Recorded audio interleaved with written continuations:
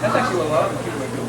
They're setting up. That's, I was talking to the guy that wrote the SDK. Most people that are using SDK are using.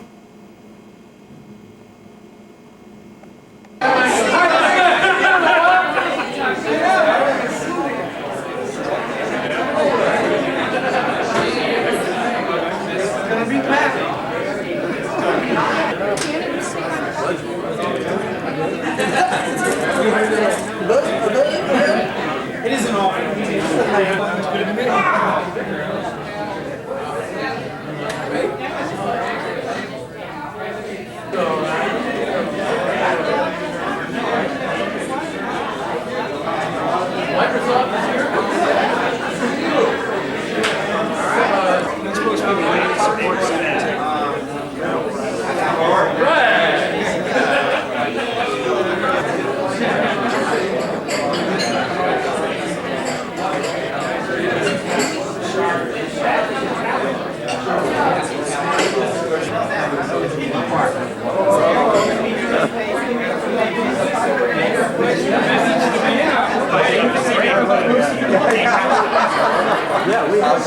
So you're going to email to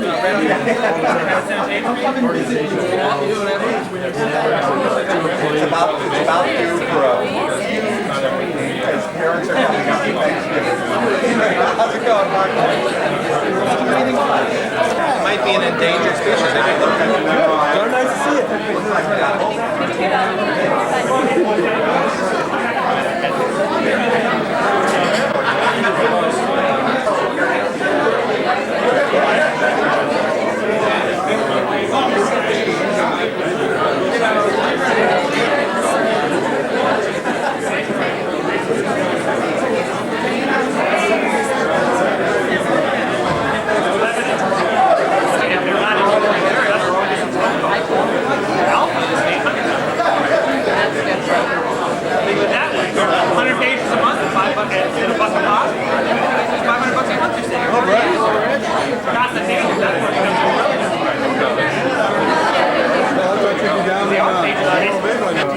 Somebody would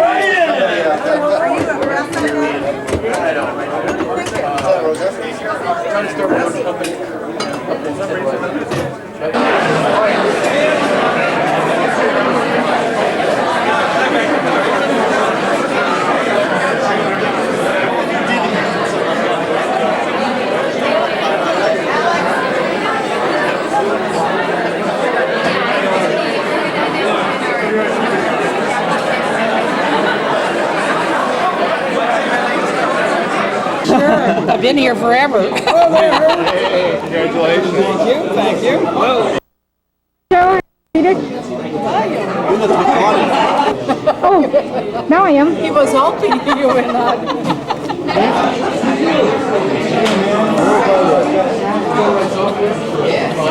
Hey! I'm not going to say anything on camera. Yeah, we can't say anything about Barbara right now. We'll have to come back later and talk about Barbara. Together once again. Hi, Barbara! How are you? I'm ready. Go for it.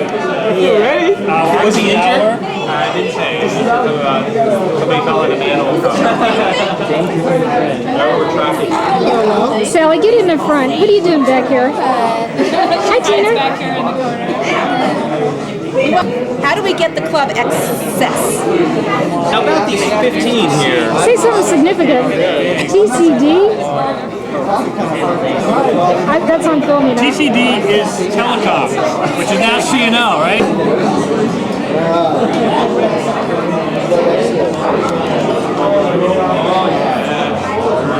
I can see you telling the judge.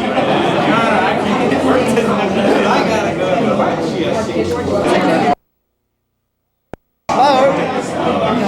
Hello, Barbara. But her, you know, her story can change day to day. So. She doesn't do the video at your birthday. I am. I know you did. Did you hear? Roger, prominently featured in the Art Leaving.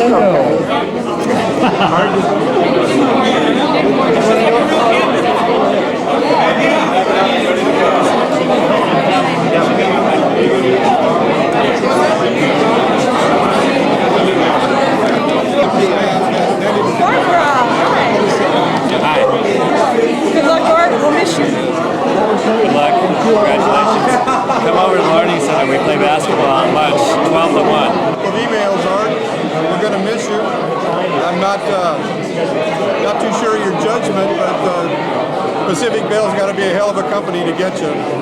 Goodbye. Well, Art, it's been fun being a pet, and among other things, all I can say is I'll see you around. This won't be the end. Hey, it's been nice. I've loved the ride. Thanks.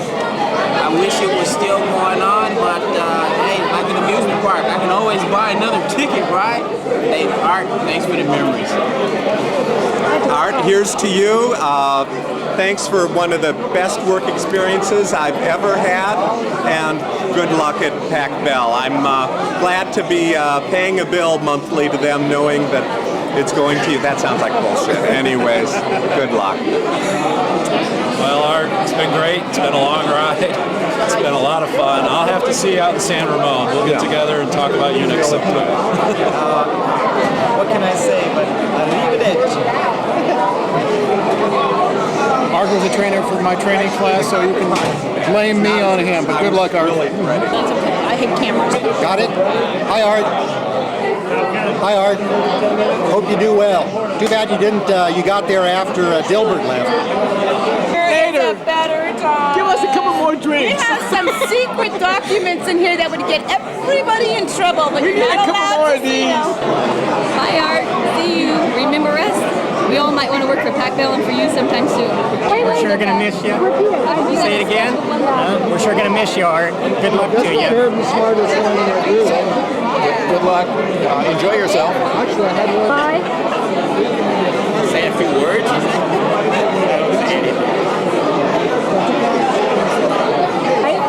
Well, Art. Well, Art.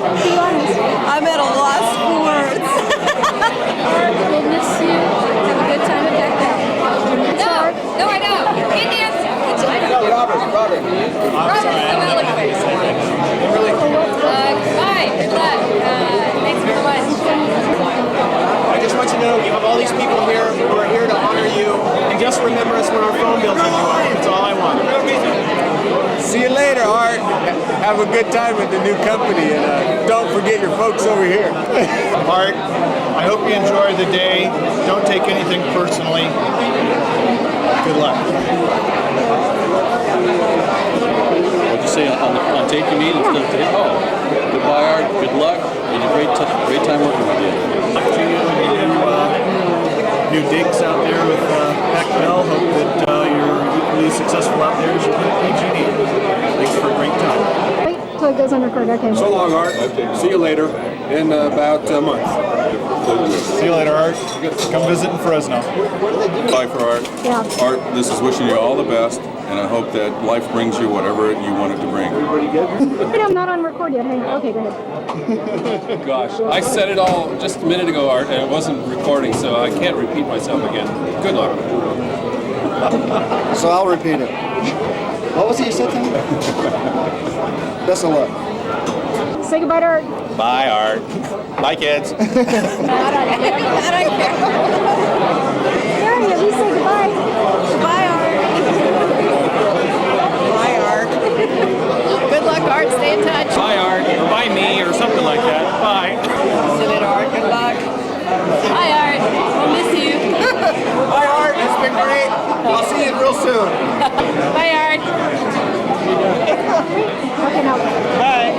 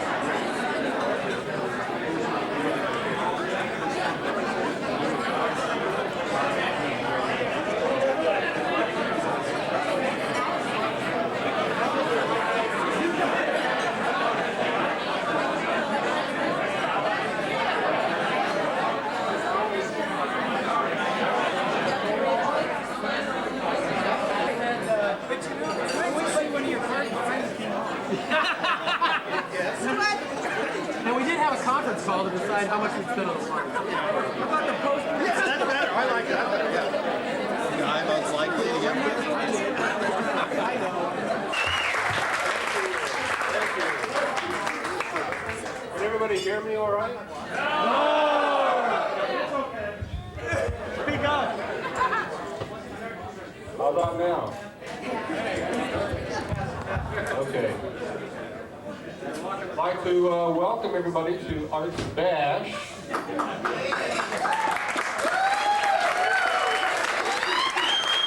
And in case you don't know who Art is, I guess I'd like to have Art stand up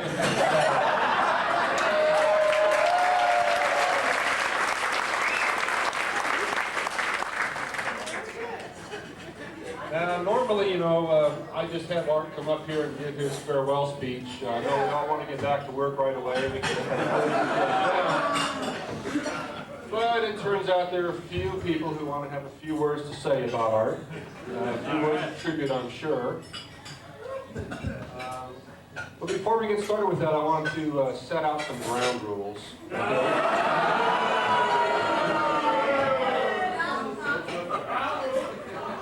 Number one, you know, I don't like to give speeches. I mean, that's why we kept Art around all these years. He gives the speeches. And I really don't like to give speeches if there isn't an interactive audience.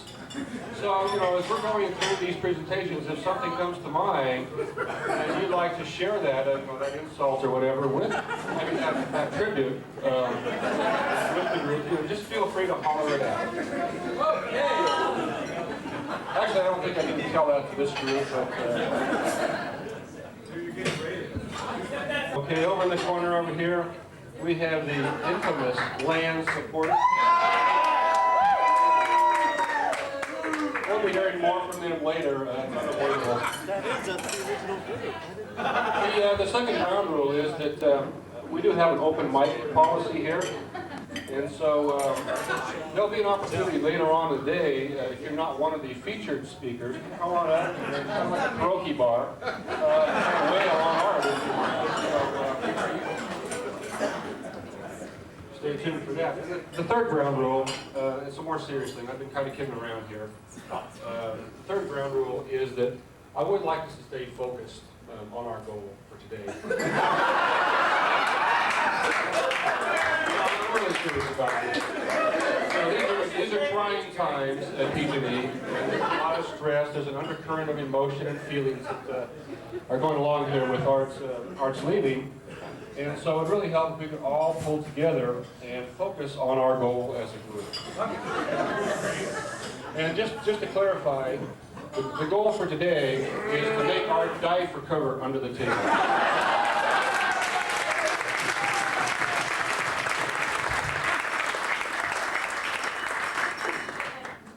So I'd like to kind of start this off with kind of a high-level summary of some of Art's qualities. Many of us have known Art for a number of years, and well, wait, hang on a second. The first quality is any meeting that involves Art involves flip charts. So stay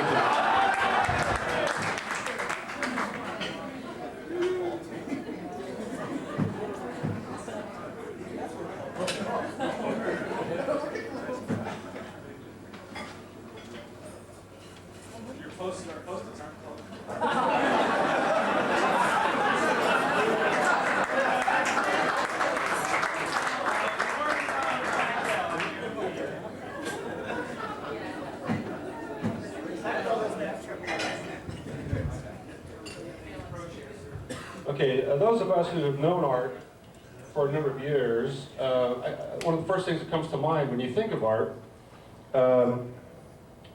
is his leadership.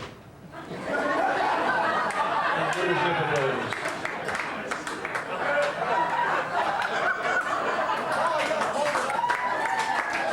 Okay. Can I get an assistant up here to help me with this flip chart? Vanna White, there she is! Come on up, man. Hold it up, George. You're going to have to lift the flip chart after this, okay? All right.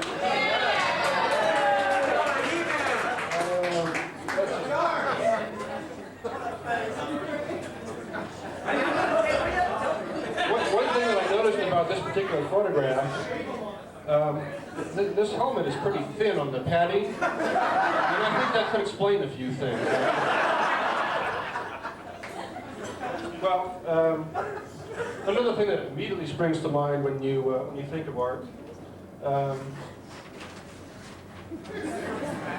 is his love of technology and his knowledge of it.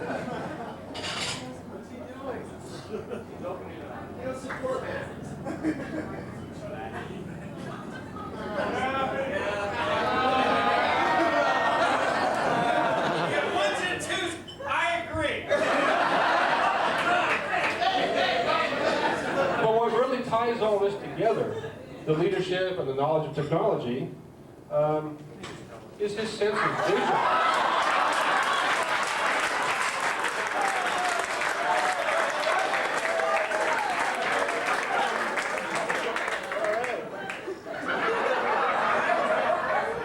I'm getting rave reviews from land support. Actually, you know, Art had a vision about this particular image. He had a vision of it floating around on our network everywhere. I do have a bitmap of this, and Jim Fornes will be passing it out through PCCS next week.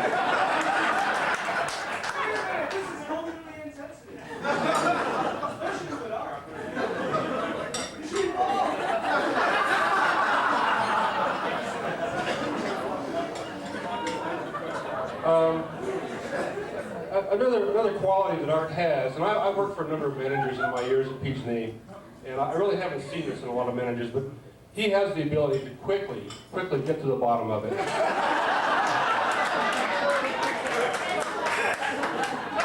And in fact, I think he's over there right now, pretty close to the bottom of it.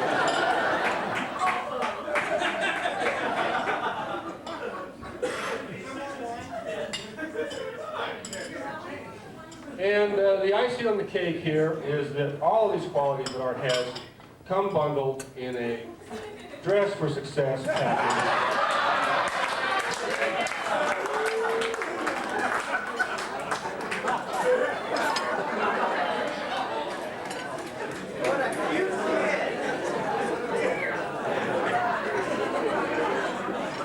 And believe me, this will come up again later today. But you know, all these qualities by themselves, taken individually, really don't capture the essence of Art Beckman. And I think it's really been his leadership, his role as a teacher and a role model for many of us that have made a difference. I bet I could ask anybody in this room, I could call on anybody, and they could come up here and name something that Art has taught them. Let's try that, okay? Brian Loomis, why don't you come on up and tell us what Art has taught you?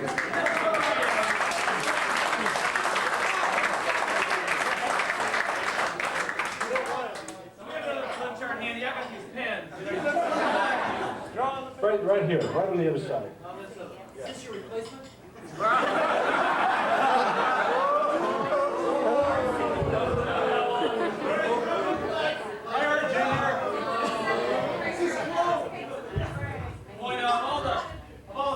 I think you need the microphone. Of all the things that I've seen Art teach me was that we've got some bullet items here of things he's taught me. And one would be proper flip chart maintenance. That's a key point for Art, is teaching of us. What else has he taught? That in essence,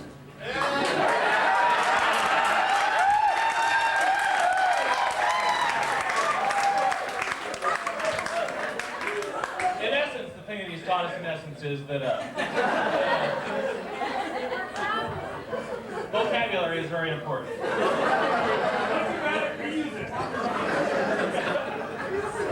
Probably the last thing, though, that Art's taught me is that key need to tickle the back of your throat.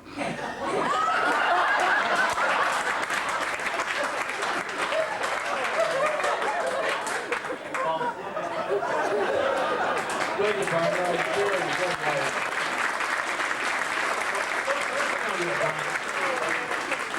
Actually, I have a question for Mrs. Beckman. I don't know if you know this, but Art's mother, Mrs. Beckman, is in the back of the room.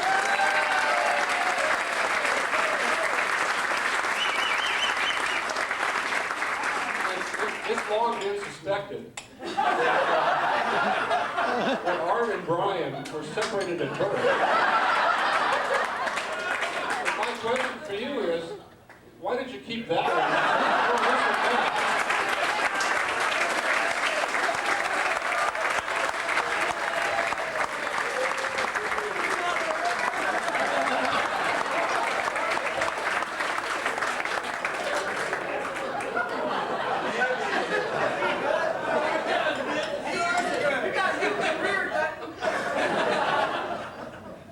Actually, you know, I did ask Mrs. Declan if she'd like to come up and give one of the speeches today, and she declined. She said she'd rather sit in the back and hear everything that was going on. She said something about retribution for all those teenager years. But we do have somebody here who knew Art as a teenager, so I'm going to call on Bill Love to come up and share some of those insights with us.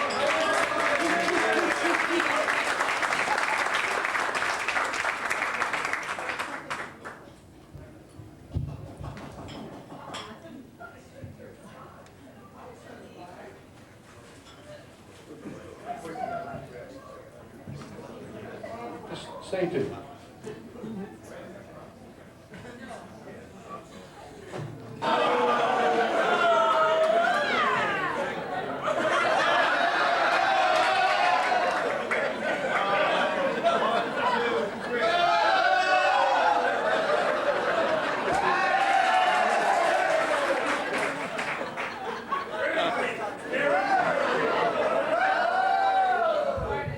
Here we go, the sentimental journey.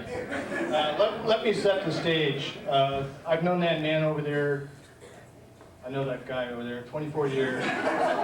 I've known Art since 1970, and our relationship goes back that far. I can't be too proud of it, but what the heck. I was involved teaching for 25 years, working in the educational field. Art was a former student of mine. Not a very good student, but he showed up for class. You'll hear some of his accomplishments here in a minute. I was getting ready to take a sabbatical and go back to perhaps my stomping grounds over at Berkeley and go into the computer services group, and this guy shows up and says, "Hey, you ought to come to work at PG&E. It's a really hot place." So I'm one of the 5-year guys with Alex and Lee and some of the other folks. So, it's going to get good. All right, and again, Paul was trying to emphasize here the man for others, his leadership, his qualities. And I'd like to think I had a little bit to do with that. I certainly saw all of those kinds of qualities way back when. And it started right here. Here's Art as a freshman, a sophomore, a junior, and a senior in high school. They all look the same. You saw the one at about 10 years old with the tie, right? Here, dressed for success. He's got the tie, the jacket, the hair is the same. I can see why there was confusion on Mrs. Beckman's part. I think that Brian is the guy. Okay, flip it. All right. Leader of technology, right? You all get a chance to see these up close and personal after, and it's tucked in the room here. But this is a picture of the computer club. And those that are close enough are all asking the question, where's Art? I want to hear it from everybody. Where's Art? Remember that. Okay, it's going to come back again. These are the original weenie heads. And if you look up close and personal, you'll see the pin holders, the glasses. I mean, it's all there. All right? Where's Art? Okay? Do we move right along? You hold it open there. You saw Paul allude to this soft helmet, the football deal. I don't know what the football thing was all about, but he's been involved with football since he was a little kid. This is his senior team. Number 71, the Porker on the far end.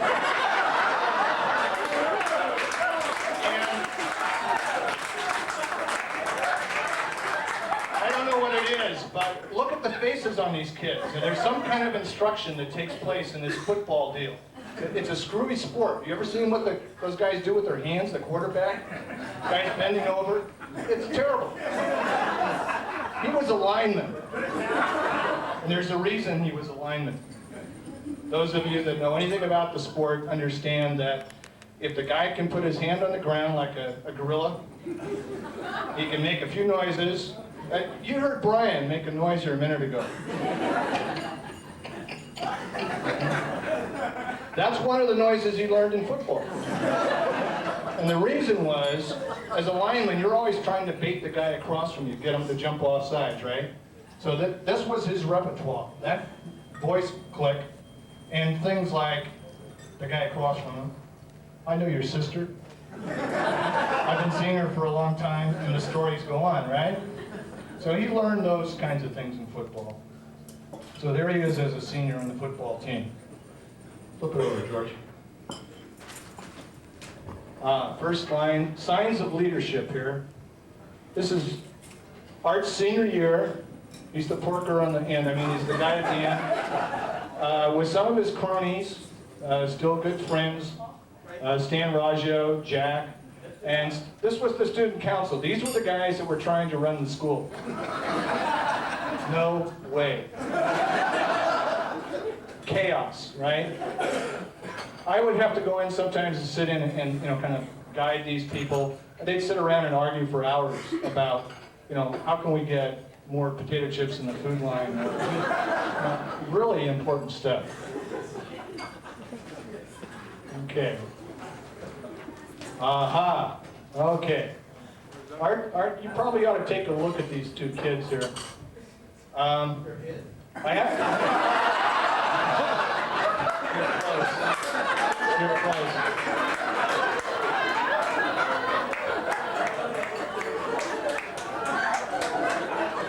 I used to have a program that was an environmental education program, and I have to kind of set the scene here for you.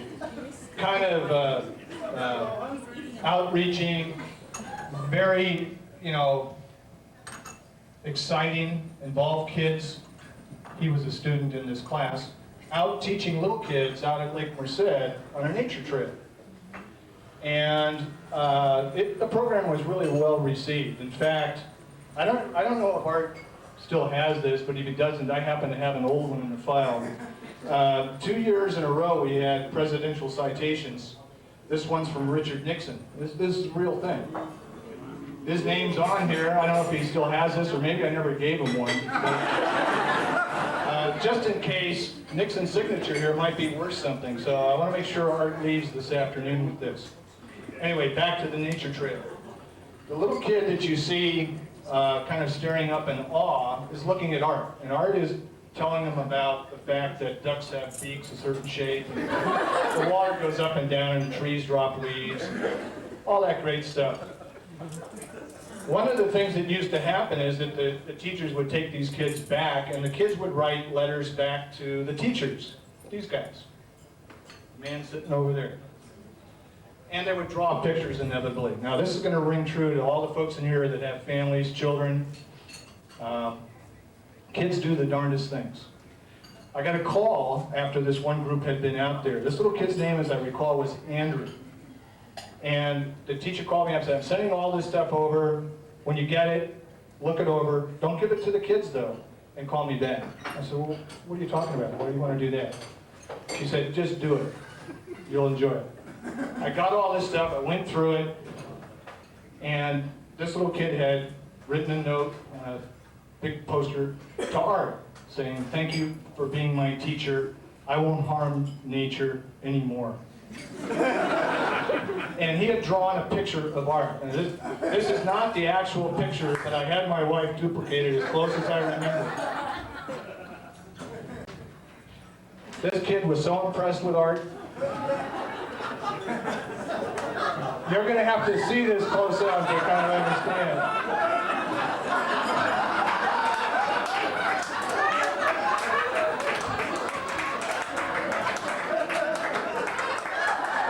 This kid learned a lot that day.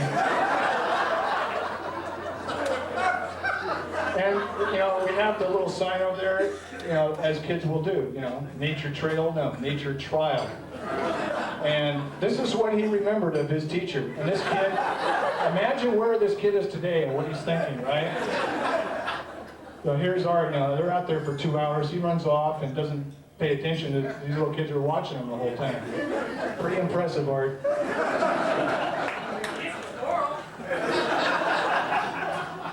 Okay, give me a flip here. Where are we? Oh! Computer club again, senior year. And? Art's not there. Our fearless leader, our technology guru. Where's Art? Not there. Unbelievable.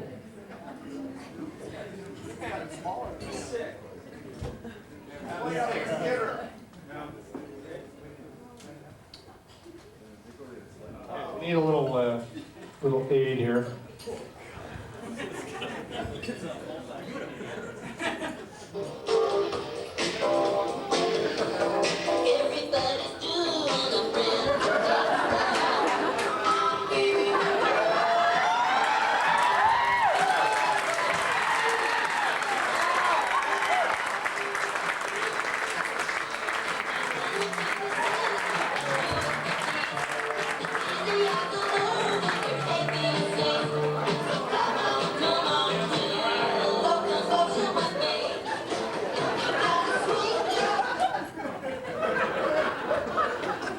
You had to be there.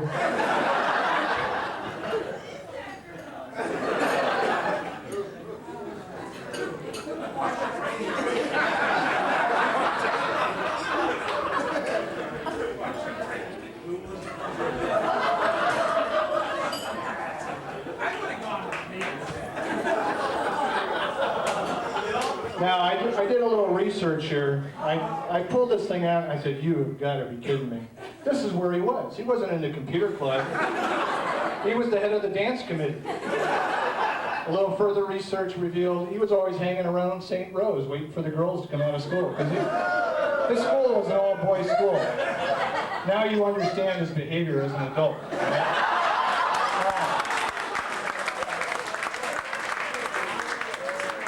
Was she a blonde? Yes. Now, I have to ask Art, does he remember Julie Hayes? No? Yes, you do. Here from Duluth, Minnesota. Standing in the wings. No, she's not really here.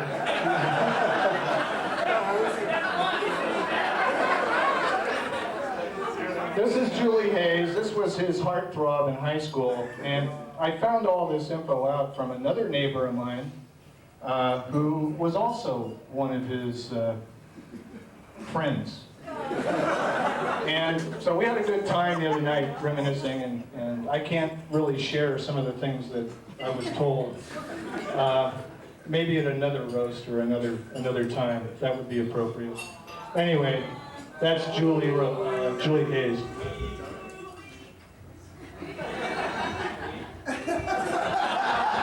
This guy's sitting next to me over here. I don't move. Go ahead.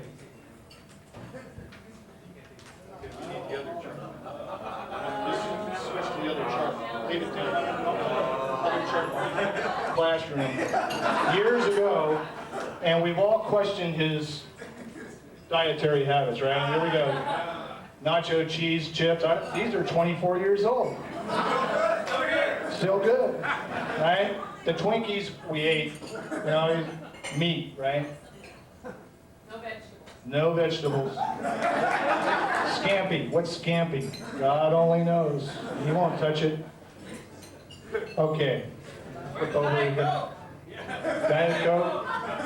I mean, we're at the point now on the 18th floor where, you know, Paul sends out emails about every other day asking for the exterminators to come in because of all the stuff this guy leaves out on the shelf. The fruit flies and bugs are all over the place. He doesn't eat half the stuff. You know, he fools people by eating a salad once in a while, but then he's bulimic, right? He goes in the bathroom and leaves it there. Okay. All right. You're going to hear some things. You're going to hear some things today about. Stand right over here.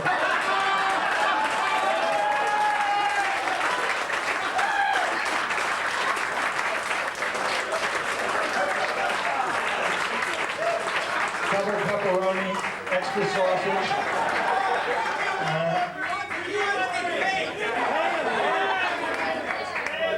Tip them big guys.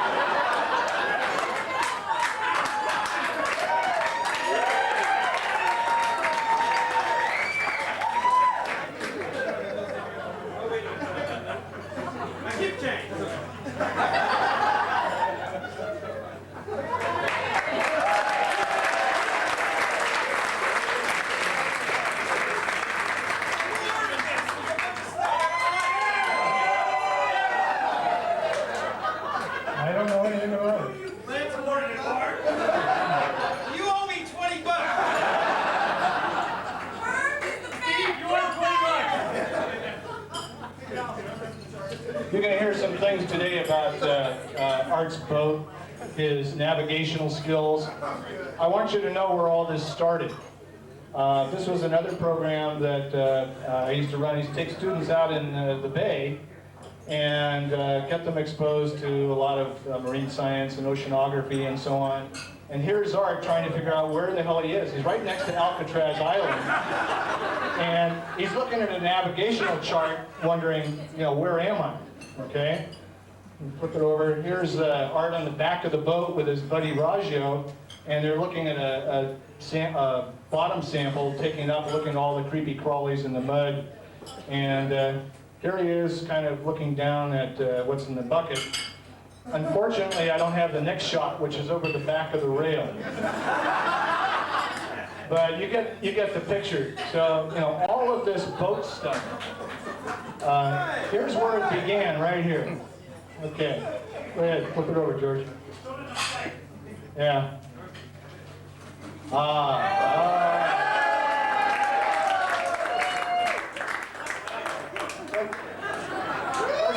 Let's jump in here. Art leaves uneventfully from high school. He goes out to college, God knows what he did there, but I get the football coach coming into me saying, there's this guy we kind of want to hire to coach football. And I said, well, who is he? Oh, it's this guy Beckman. I said, I know Beckman. And I said, maybe he could teach chemistry, because I need a chem teacher. So I said, let's bring the guy in and talk to him. And I said, but there's no guarantees. Well, there he is. That's his first year of teaching, Mr. Beckman. Great tie. Great tie. Mark likes the tie. He taught chemistry and geometry. If you look at the tie, you'll see all the geometric shapes again. He's always thinking ahead, right? And yeah. And here we are, his second year of teaching, Mr. Beckman. This was the year he actually talked to kids. And so he's got some kids standing there. If you look on the counter in front of him, you'll see the first 3R binder, and that's where he got the idea. All of these damn binders and cookbooks that we're all slaving away at, it was right there. Okay? Okay? Here we go. Okay. Coach. Now, Mr. Beckman, line coach. The guy in the middle, the head coach, Gil Haskell, old friend of ours, currently still with the Green Bay Packers as one of the assistant coaches. And I told Art the other day, I didn't tell him everything, but I told him I had talked to Gil and seen him and visited. Part of the reason was to get some dirt on Art. He happened to be out on the East Coast because they were playing out here a while back, so we visited. And I said, what can I say about Art as a football coach? He says, are you kidding? He says, we made him a line coach because he wasn't colorblind. And he could at least tell the kids, there's a different color jersey across the line from him. He had the voice thing down. He taught all the kids that. And taught the kids stories about other players' sisters and family and all that. So, he was doing all right. And they, he'd get into the smash mouth thing and all this. And again, look at the faces on the kid. He taught, the look. So that was passed on to all his players. One of which, unfortunately, can't be here, Ronnie Williams, was involved in an accident. Ronnie had some things to certainly say. He's fine. He's okay. I'll let you know. But Ronnie's okay. But he was involved in an accident the other day. But Ronnie was one of the players on this team with Art. Where's Ronnie? The names, this one doesn't have the names on it. He's in there somewhere. You can find it. Can you find him there, George? Let me give you a clue. He's his cousin. Hey, this rubber is for you, not for me. He's in there. Okay, we've all gone through the find him there? One of the really difficult tasks that folks face, both as recipients and as supervisors and leader of men and all this, is giving folks feedback about how they're doing, what their performance is. I happen to have Mr. Beckman's original report that I had to turn in after his first year of teaching. It's rather lengthy, but I'll just give you an idea. You know, it gets me interested in his subject. These are responses back from kids, and it's a little Likert scale, 1 to 5, and the kids all put down 1. Stresses important material, 1. 1 is good. Okay. Consistently prepared for classes. What do you think that one is? Okay. Has motivated me to do my best work. Sure. I'm not going to read through this, and my comments, I have to give comments at the end, but what I'd like to do is involve you in Art's final PMP. We won't go all through that, but let's just get a flavor for things here, and I want to make sure that he leaves with something in hand that he can take and spend any way he wants.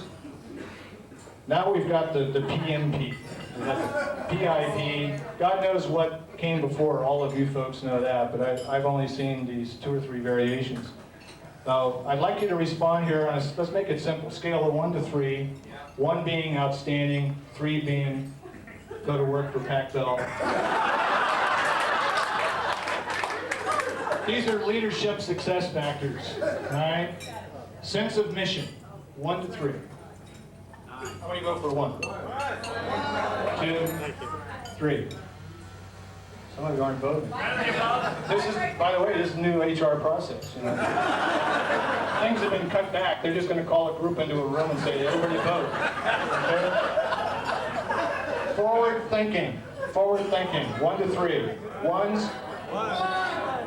2, 3. Herb's got a 3 up. Creating impact. Impact for who? 1, 2, 3. All right. Flip it over, George. To simplify the process.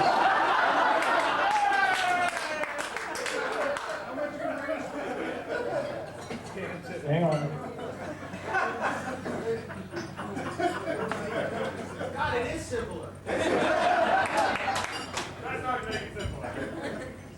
What the hell are these things? Little wheels. Remember these things? You wheel them around, you put the numbers in, and then Art would announce at the meeting, hey folks, we got a 1.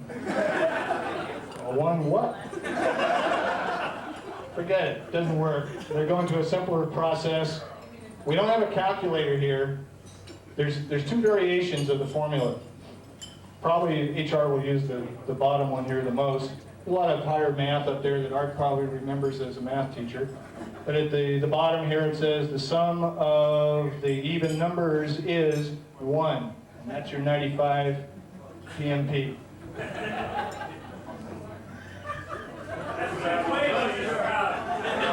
Here you go, Art. Pass that over to him. Don't spend it all in one place.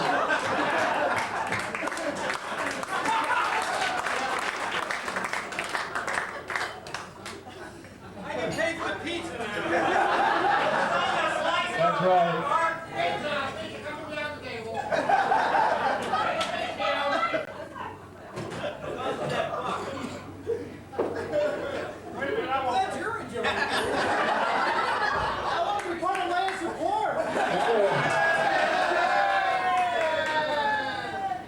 Everybody recognizes this. Art, you know what this is, right?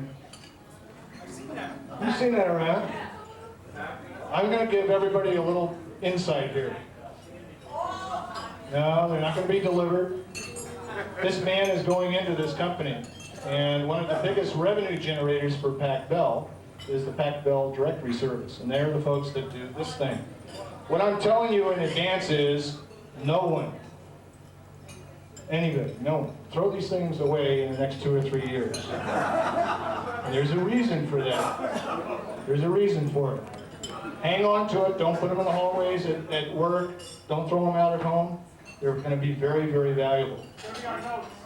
No, it's not going to be on notes. That's high power stuff. It'll take a couple of years for them to get that in. All right. The reason is the Pac Bell Directory Services is a huge, I mean huge, Mac shop. Now you know why you won't be seeing any more phone books in the near future, right? I'd give that operation maybe 6 months before he gets it shut down. Who knows what the Yellow Pages will look like in the future, right?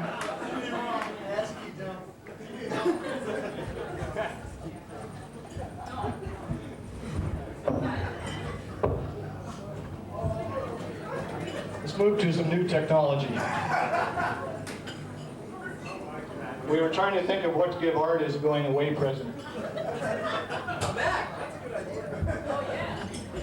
This isn't just any Mac. This is state-of-the-art stuff. You notice no keyboard, no mouse, voice input. It's arrived at Pac Bell. Right? He's always liked this film that Apple did years ago called The Knowledge Navigator, where this guy talks to his desktop and they prepare his lecture for the day and his agenda, and takes care of everything he has to do in his personal life just by sitting there and talking to it. He's going to be doing a lot of that, talking to himself and talking into this. Right? So they probably won't have anything on his desktop except for a pencil and a piece of paper when he shows up.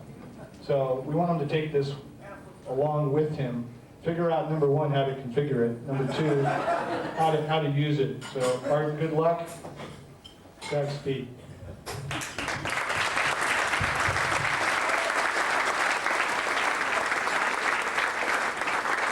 Short bio break. Probably some of you are wondering how he could come into PGE as a has-been football coach and make a name for himself. And I'm here to kind of explain how that happened. It all began back in the early 1980s when IBM first invented the PC. And that was about 4 years after Apple invented the PC, which was just about right for PGE's time frame. But the PC came into the company and it was a new concept. People didn't really understand what it was, what it could do, how to use it, how to configure it. They were lost. And so the company hired an expert. And I'll just call this expert Dr. Tom.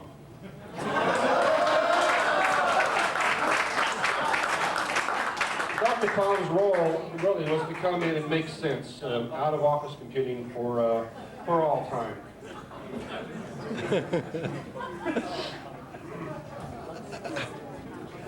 And he was a very cerebral kind of a guy, and he thought about the problem, and he studied it for quite a while.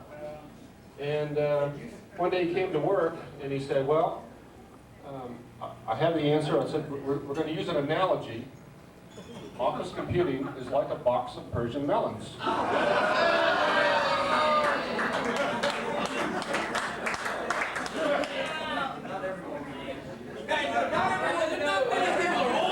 This is a true story, okay? Now, some of you may think I'm making this up. This is a true story. This is true. This is true. But you need a line like that. What about glass slippers? We'll get to that later. Yeah, office computing was like a box of Persian melons. And I said to Tom, Dr. Tom, I said, are you sure? I said, office computing is pretty confusing to people already. I mean, you know, you have your green on black and your amber on black monochrome monitors. You have your choice of 256K or 512K, or for the power user, 640K dual copy computer. can we simplify this somehow?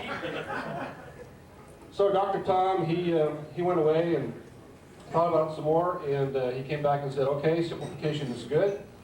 Office computing is like a Persian melon. Just one, yeah, a Persian melon. And I couldn't change his mind about that. He was convinced.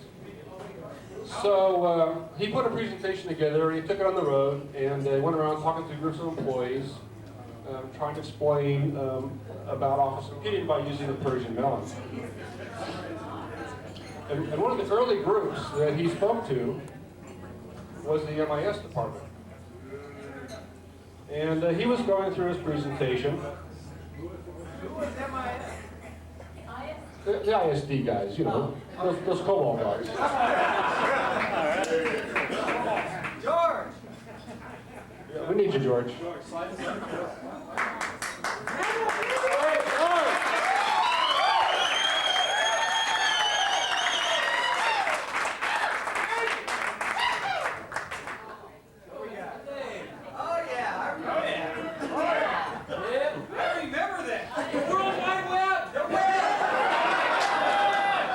This is the Persian melon. Art wants to take it with him. And I mean, clearly, all of us here today can see it quite clearly. The Persian melon has a skin, it has a rind, it has some flesh, it has the web, and of course it has the seed. And it's very clear. Well, in this presentation to the MIS group, most of the people there were kind of nodding along with the presentation, or maybe they were nodding off, I should forget. But this one guy down in front, he stuck his hand up and he said, I'm Art Beckman, Program Analyst 1 with the Information Systems Department. I don't get it. He really should have gone to those computer club meetings.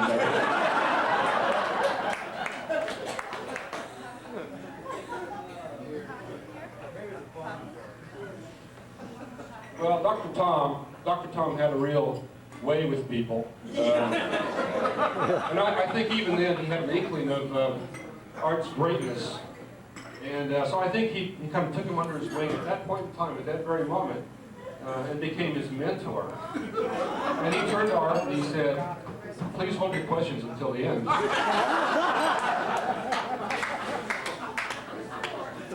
But of course, Art's not so easily put off. And he insisted. He said, no, I really want to understand this. I don't get it. Why is office computing like a Persian melon? And so Dr. Tom, he called upon his interpersonal skills again. And he said that really this should be obvious to any kind of an MIS professional, but obviously you don't understand it. I will explain it to you. And so he went through his analogy, and clearly, I mean, we can all see this, I won't belabor the point. The technology of office computing, the publicity, the hardware and the software, clearly relates to the skin, the rind, and the flesh. Hey, this is not my person, okay? Paul, you gotta use the hand motion. You gotta show the melon. It'll help the presentation. The web is the infrastructure, and you need to build a web around office computing in order for it to be successful within a company. But the thing that you strive for is the seed. The seed is the most important thing. Those are the results of office computing. You need to get to the seed. Well, and I was there, and I saw this. The light just went off. I could see the light go off in Art's head. He said, holy shit, he's right. Office computing is like a Persian melon. He said, what's more, I only eat 3 kinds of food: vodka, lettuce, and Persian melons. It's a sign from God.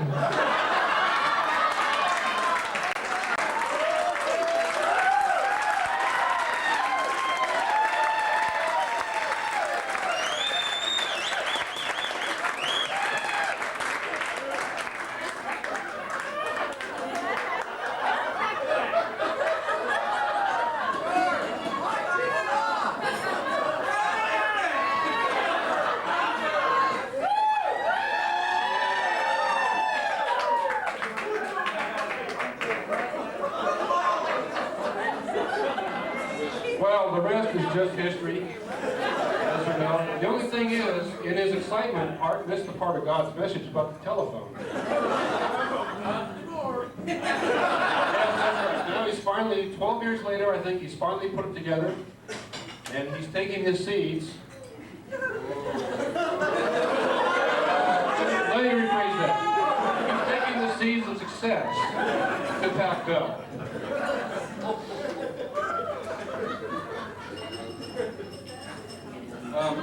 Just one more point that I'd like to make, and that is that Art is going into the Pac Bell wasteland all alone.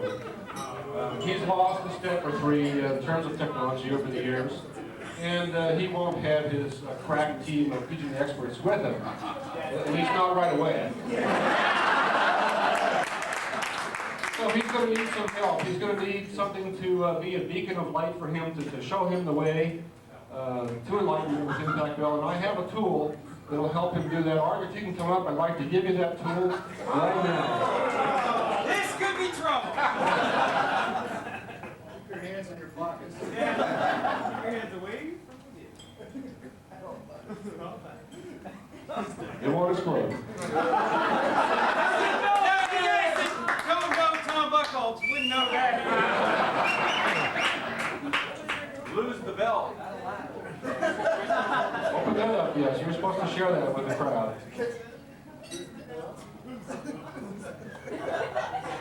It's a new and improved Persian melon. Persian melon!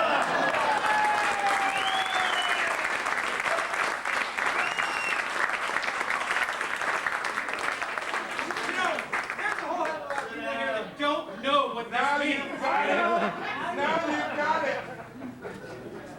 We have to bring out the tape. Pac Bell has clearly hired the right expert to solve their problems.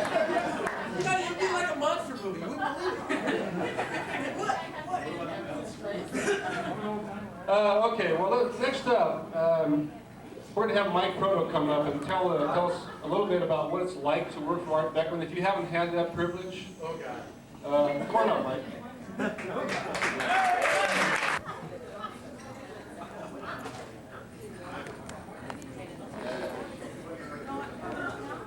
Hey Art, I noticed all these guys with flip charts. Before I start, I got just a couple of things.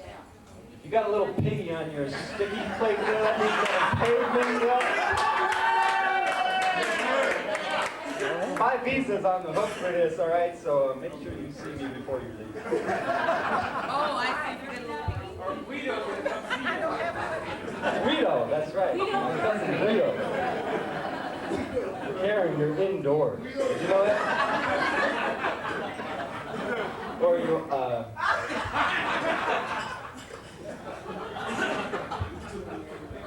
I don't know. I hope this is funny. I don't know. Following Dutton, it's a tough job. So, the master, Paul Dutton.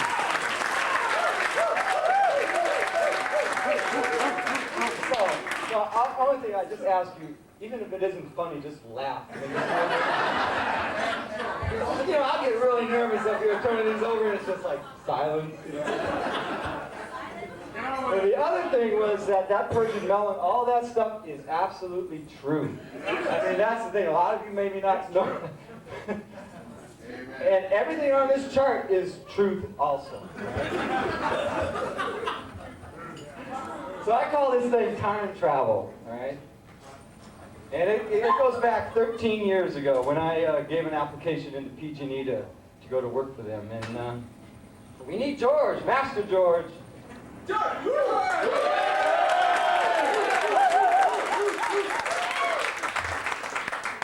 And you know, because this whole thing is graphics. I got no words on this thing. It's just all pictures, all right? Pictures say 1,000 words. What? Nice clip art. Yeah, nice clip art. Hey, it's all PowerPoint. I'm a PowerPoint queen and all of that. Right? Sold on that product now. They're gone. No, Harvard graphics forever. So anyway, 13 years ago, I had an application in, and Art Beckman gave me a call and scheduled an interview with me. And so I put on socks and a tie at that time. For me, socks were a big deal, right? I could not get used to wearing socks in the summertime, but I did. This was July, and I put on socks and a tie. And they didn't have a drug test in those days, so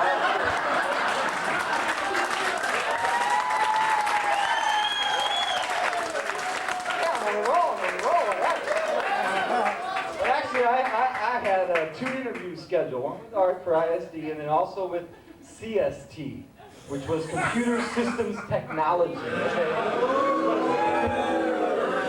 Heavy! I mean, I didn't even know I was going to talk to these people, and I just, and the first thing, I go in there and they say, write something on this piece of paper. They have a handwriting test. I'm serious, man. This is all the truth. This is all the truth. And I'll tell you, if you see my handwriting, you know what happened on that test. But, like Art and ISD, they were so desperate for bodies, man. I mean, they just hired me point blank right there, And in fact, he even gave me the idea that I didn't even need the socks and tie. I could have probably just got hired anyway. But anyway, so over. So, I thought this was good. So I was writing COBOL for about 3 years, and I was getting a little tired of that. I can't say that I was foreseeing the client-server revolution at the time, but I knew I wanted to get out of that business, and so I had this bright idea of following PCs, And so I gave Beckman a call, and I said, I want to go, get a job in working in PCs and stuff. So I eventually got a job with Computer Client Services. And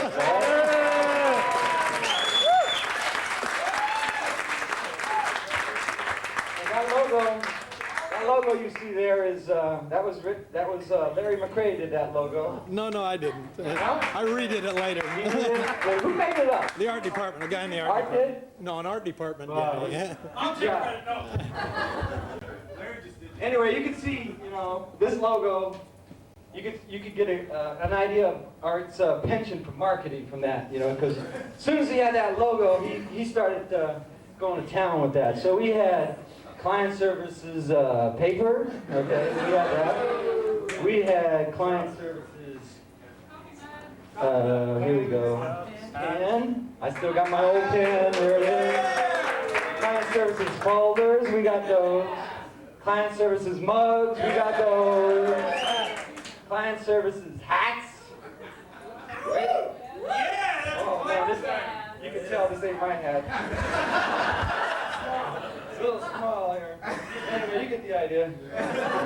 And we had watches. Client services watches.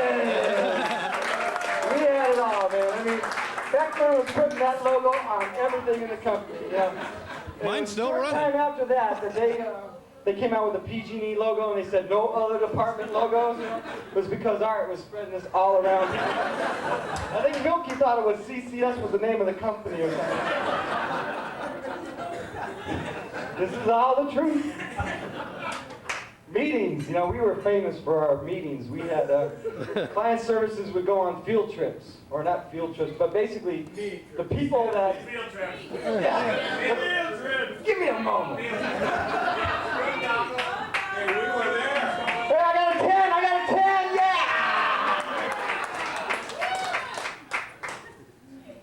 All right, where was I? Oh, so we had people that would work all over the company, right? They live and work in the regions and in the areas and stuff.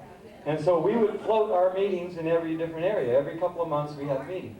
And it was typical, you would, like Tuesday night, you'd drive out to wherever it was, Fresno, Sacramento, whatever. And then you'd have all-day meetings, on Wednesday, Thursday, and then Friday might be a field trip to a company facility like Helms or Diablo or something. Helms. It's where they pump water uphill. It's real intelligent, They haven't learned, the thermodynamics that you can't, get energy that way. But anyway, we had these meetings, and they would go all day, right? 5, 6 o'clock. I'm telling the truth. Is it the truth? It's the truth. Client service and charter members, is that the truth? Sometimes after dinner. So we would always meet after dinner. We go out for dinner. And then we would have to visit some establishments after dinner. Oh, yes, we did. Clubs.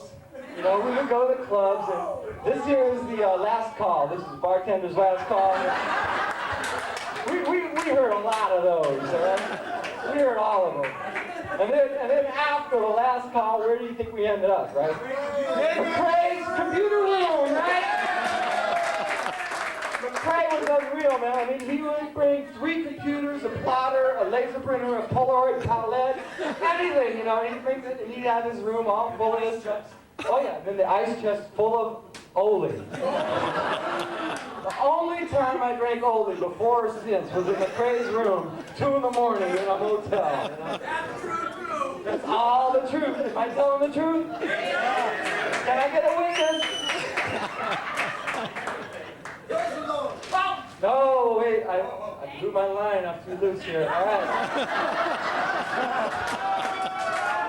All right, here's the line. All right, here's the punch. On this one, get ready with them cards. All right, here it comes.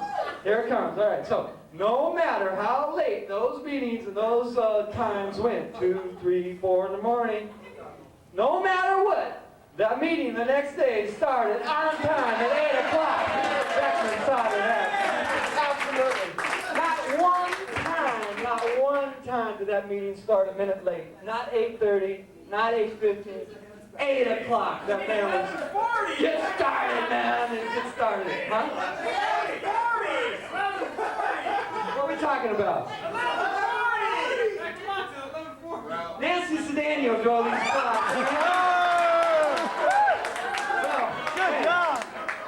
Sedano is the clock person. If you got any complaints about clocks, it's not good. If you can't read what this says, just listen to me. I'll tell you what it says, all right?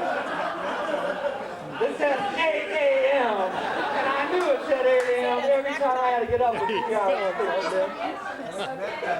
I did that in 10 minutes. All right, yeah, it was a last-minute job. I appreciate that. And I definitely, sincerely appreciate your help.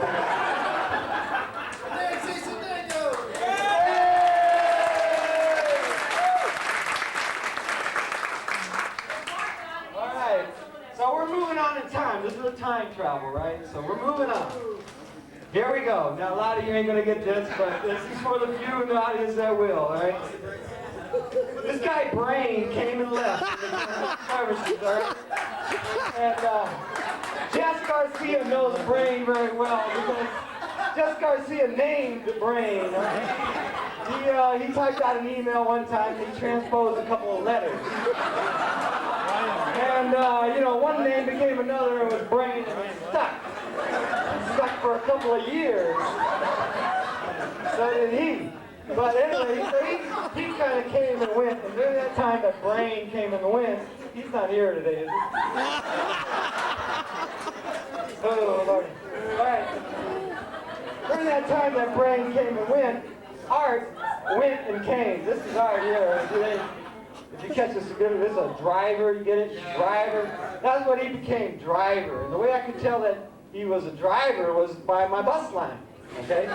These are the buses from Alameda. The OX and the O, right? The OX was the express. It was a cool bus. It was real quick. You get there, you know. It was only limited service. You couldn't get there real early. Couldn't get there real late. And then the O was the local. It ran all the time, but you know, it was like it went all the way to the West End and then through the tubes, right?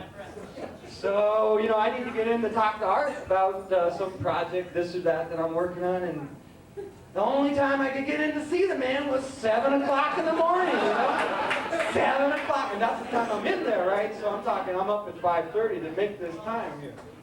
All right, so 7 o'clock, and I'm getting used to that. All right, 7 o'clock, I get in, I talk to Art. So now we're moving on time, and moving in time, and we got a few trips here. We got the lung thing, the Harvard thing, and the core thing, all right?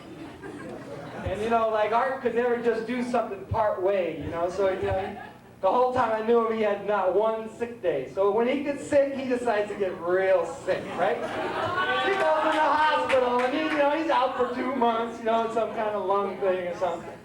He decides to go to school, take a night class at St. Mary's or something, you know. No, I got to go to Harvard for 3 months. You know, he goes to Harvard. I didn't see any difference in the man from the time he left. Ratepayers pay for that. You know, we won't talk about that. Although he did put the Mac in the catalog when he got back. But we had to use one for about 3 months. So then we got the core thing here. And the core thing was this information system written by Arthur Anderson, Art Commission Arthur Anderson. Ooh, the big AA word. Do I get a 0 down there? Oh, a 1. Don't even talk to them. All right. It was written by a well-known consultant. Okay, he hired these consultants that were outside the company to write this information system. And Art and Silkett were the ones that were talking to him originally, right? Absolutely, Silkett was in there, and then he bailed. He takes a rotation out to Sacramento or something.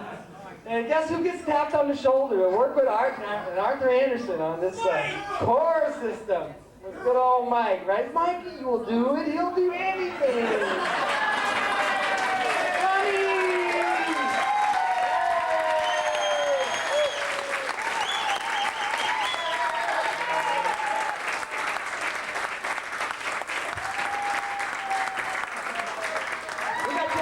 Over here. Are you still hungry? Yeah, can you serve me a plate? We need fish. We need fish. There it comes. Did he pay? Send it down. He paid. He ain't got a piggy. Who's got the piggies out there? I want to know. Hey, I'm serious, man. My piece is on the hook. This is a big crowd. Where was I? The core. I'm in the core, so I'm dealing with this, right? I'm talking to Art, and Beckman is Beckman, right? He's the driver, right? Remember the previous slide? Are you paying attention? He's the driver. Art goes, well, shit, I'm booked from 7 to 6. What am I going to do? I got to talk to these Anderson people. Well, the only solution is schedule it for 6. This is the truth, man. I'm telling the truth here. I'm sitting in Beckman's office. It's pitch black outside. We're sitting there. These Anderson guys are sitting there. I'm looking at them, and they got like this sleepy disbelief kind of expression. You know? I mean, they don't believe that they're Jonathan and Dave are there at 6 a.m. I mean, work that backwards when you got to get up to be in that office at 6 o'clock dressed, all right? You're talking 4:30 people are getting up to do this. Art didn't care if it fit into his schedule, you know? He might be. All right, so we're traveling on in time. We're taking a fast forward here up to early this year. Okay? Took a corporate trip up to Microsoft. Hey, I took the trip just for the dinner, let me tell you. It wasn't the 8 o'clock on that one. Yeah. Oh, you'll see. You'll see. It's coming. We took a trip, right, Art? We took a trip up to Redmond, and it was great. You know, and we had meetings all day long. Am I telling the truth? All day long. All day. All day long. And there was a guy, I think it was Paul Bally. I think we were real hot on hearing him, and he was talking all this stuff. And Art was so excited. He said, and he looks at the agenda for the next day, and he goes, shit, we don't start till 9 o'clock? Let's squeeze something in, a special presentation in at 8 o'clock so we can get more. Drive in some more. All right, so we moved up, you know, call all these people, make special arrangements, do all this stuff. Say what? Yeah.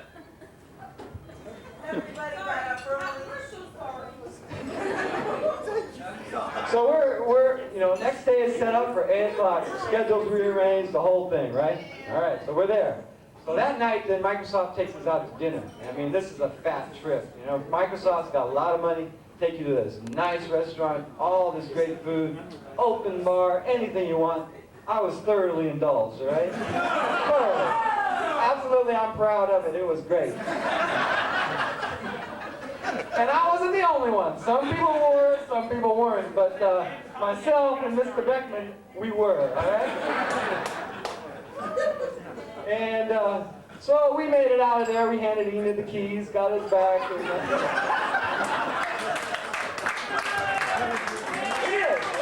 Actually, I gave Nina the keys getting out of the car because I knew what was coming. I've been on this trip before. I knew what the spread they put on. And if you ever have a chance to take a Microsoft trip, take it. Huh? No more? I don't know. They're pretty bad. So eventually, you know, we had a few stops on the way home at retail establishments and other clubs in the area, but we eventually made it back to the motel. And this is, in case you don't know, this is a jacuzzi. And we made it to me, Art, and others who will remain nameless. Made it back to this jacuzzi, all right? We made it back there around 2 in the morning or so. Brian, you were there! No. Art, that shows how far out you were. That was the second night he was there. He didn't make it the first night, Art. I can tell you that. Unless that was him and not you in the tub. No, that was Art. He had the, yeah, all right, we won't go there. All right, so we're in the tub, and I checked out about 3:30 of that tub, right? And I wasn't the first one to leave. That's all I can say. I mean, there was other people still in that tub when I left. So you know, and then what we got to look forward to? Well, we got that 8 a.m. Wake up, right? You know, because Art moved it up. He couldn't just leave it at 9 o'clock. No, he had to move it up to 8 o'clock. So we gathered in the hotel lobby, you know, and 7:45, and we're ready to do our carpool over to Redmond, and surprise, where's Art? He ain't there! He didn't show! He was not there. Art Beckman did not answer the bell. The first time in my life I've ever seen it. All those meetings, he did not answer the bell. So we had to rouse him out and stuff, and he showed up. We left the car for him to drive over, and to his credit, he showed up about 20, 30 minutes later, and he was in good shape, relatively good shape. And, you know, the first time I knew he was there, he asked a question in the back of the room. I go, shit, Art's here. It was a pretty good question, too. I don't remember it exactly. He showed you were right on line. I didn't need that first 20 minutes. Yeah, you do.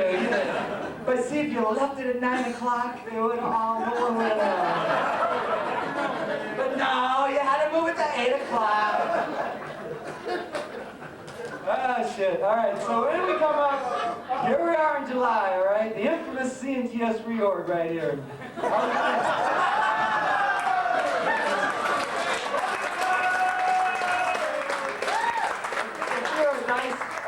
Aficionado, you know that 10 is a tough point, all right? So we'll just leave it at that, you know. To make a 10 is not easy. All right, so we got the reorg, and then we got Beckman figuring after that reorg that there's no way he's going to put this fire out here, right? I mean, hey, it's time to check out. That fire is burning out. Ain't nothing else I can do. So we're all here celebrating this. Huh? Platform. Take that champagne. I should have rotated it. Put out the fire with the champagne. You know, PowerPoint 4 can rotate. You do that right. That's right. They can rotate. All right. So we're all here celebrating Art's, you know, great career, PG&E, and his many fine accomplishments. And that's what you guys are here celebrating. Myself, what I'm celebrating is the end to my alarm clock.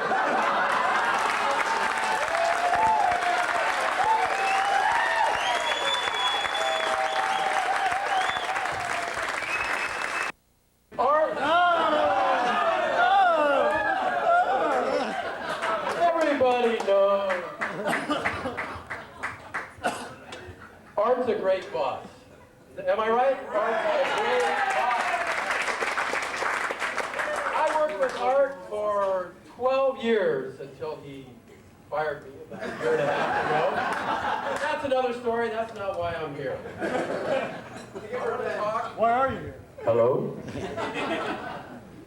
I want to ask, how many of you, we've heard a lot of stories today about the history, how many of you know the key to Art's success? Who knows? Gee, I don't know, Bill. Why don't you tell us? Mike, do you know the key to Art's success? Gee, Bill, could you Enid? It's a big question, Bill. It is a good question. And I have the answer right here. The key to Art's success is that he produced more paper than anyone else in the history of corporate America. Our crack research team has done some investigation. The documents produced by Art's departments weigh 7.395 tons. Enough to circle the globe 2.5 times. Enough, in fact, to wrap the worldwide consumption of Big Macs for 1 full year. Okay? That's the amount of paper. So there is a tool that exists that I don't think Art knows about, that some of the people, some of us old-timers had, that we used to keep up with the paper crunch. And now I'd like to turn it over to him. It's called The Never-Ending Story. Automatic production of news and plans. Artco software. This was made originally by Mr. Mark Bold, who's sitting right here, for the old client services folks when there was a lot of paper to be generated. Of course, now Art is moving on from PG&E to Pac Bell, and so we had to update this product. So we hired a consultant, and we had it converted from PG&E to Pac Bell. So we have a few pieces. Fool the Boss status reports, just add water. Okay. Fool the Boss position statement.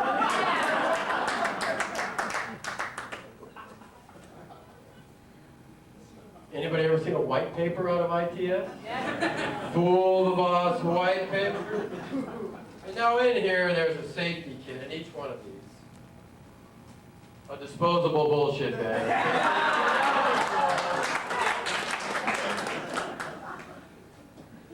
Since Art is moving on to another utility, we have the Fool the Boss all-purpose public utility bullshit.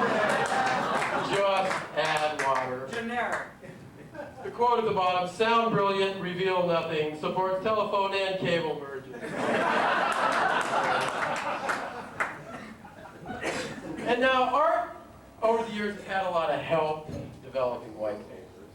He started slowly, added staff, a lot of people generating plans, training manuals, tutorials, position papers, white papers. But always there was a leader involved. And so at Pacific Bell, if there isn't the appropriate leader, we have one here. Fool the Boss, instant vice president. What does it say? Actionless and indecisive, sounds knowledgeable and sincere. Here he is. If you need him, he's here. No, this isn't a dental dam. It's a, you can make anybody look like your vice president. And if you have writer's black for all that paper, there's a Fool the Boss instant creativity boost. And all that's in here is a naked woman and a bottle of vodka.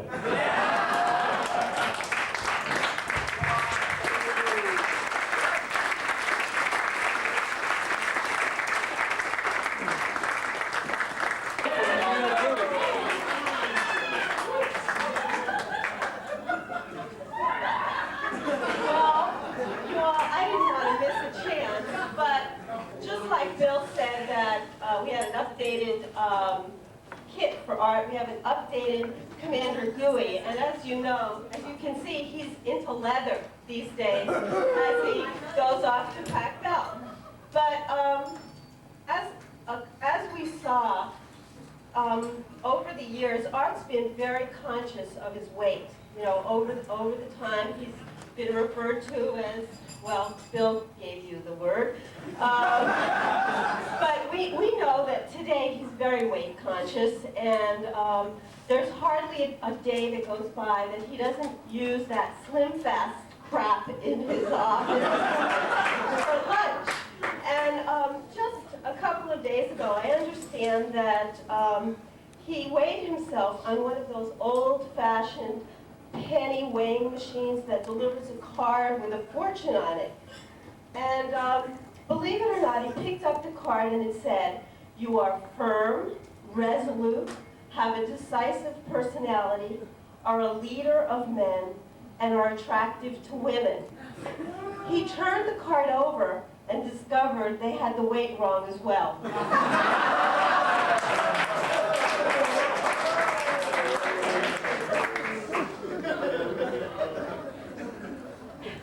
Anyway, a couple of years ago, Art told us that he was going to give us these t-shirts that said,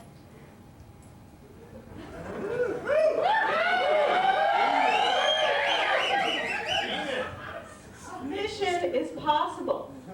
Well, I regret to inform you that today we're having a recall. If anybody has one of these Mission is Possible t-shirts, would you please send them in here? It is no longer possible. Those burning platforms that we talked about in the quality program, you remember those? Mike alluded to them? Well, Art has told us that it is time to jump ship. He's bailing out, and that's it. Thanks, Amanda.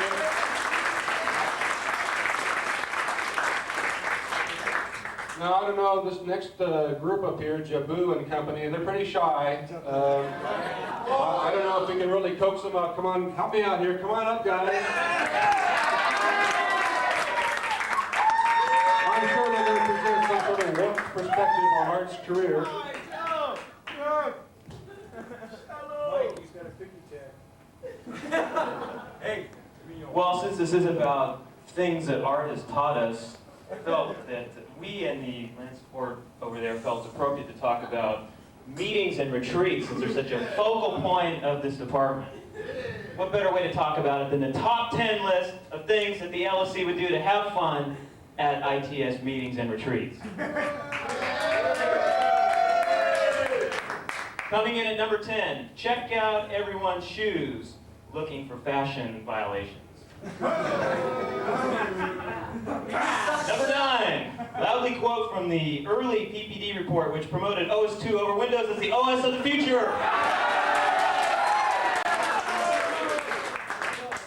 Number 8, get up and change seats whenever Art says, "in essence." Number 7, make lots of noise during speeches, but pretend some other table is involved, even though the LC will get all the blame anyway. Number 6, you ready for this one? Laugh hysterically whenever anyone mentions notes or time talk. What are we on here? Number 5, place a camera near the hot tub the night before the retreat and bring in for viewing during the meeting.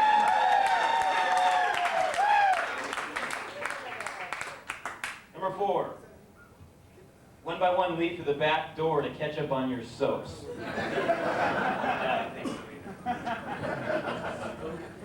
Number 3, bring all your ITS CSS, did anybody get a CSS award?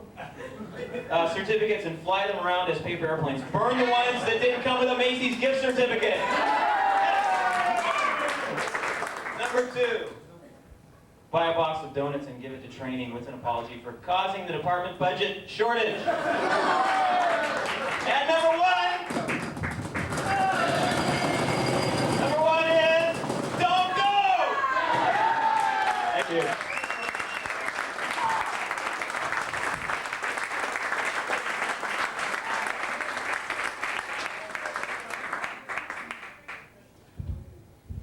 You can always count on land support, you know?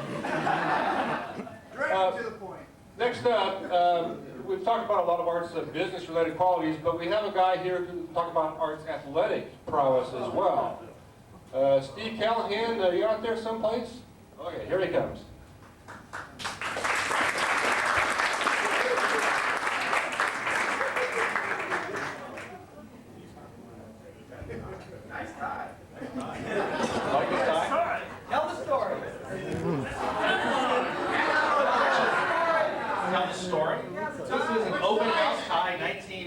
23rd, 1989. 10 of them were hand-sewn by Von Bruce. And it looks like I had the last remaining one.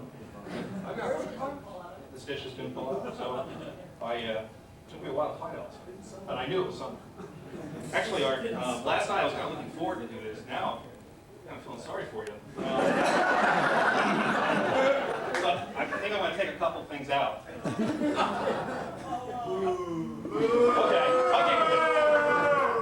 Let's say I've known Art almost 10 years. I've worked for him, worked with him, known him as a mentor, as a confidant, and as a friend. And notwithstanding anything I'm going to say, I want to thank you. I was thinking about Art athletics. And I figured there were three qualities that he has that all great heroic leaders have. I'm sorry, what? No. The first one is an undeterrable persistence. The second is the heart of a competitor. And the third one, this is important, the courage to break the rules in the pursuit of his passion. And he takes that to everything. In the last year and a half, I've had the opportunity to see these qualities in a completely different venue. Art and I play golf. Well, really, I play golf. And I was thinking, well, I want to give him a real good, maybe going away present. And I was thinking, God, what could I give him? I mean, he spent $1,500 maybe on golf equipment. I couldn't possibly get him some more golf equipment. And I wanted it to be something that was maybe personal, but useful. And I thought there was one piece of equipment that I had, that he didn't have, that he constantly wanted. As a matter of fact, almost every time we play golf, he asks to use it. I have it with me. Ball retriever. The rules. This is real. This is mine. And actually, I wanted to get you a new book. And I've gone all over San Francisco to all the golf stores, and they're out. They're out because the new edition is coming out. And I said, geez, is there anything good coming out in the new edition? And they go, yes, there's a whole bunch of new editions. And I go, yes, it must be the Beckman editions. So indeed, what I want to do is share with you, and then actually gift Art, my only copy, some of the additional rules of golf.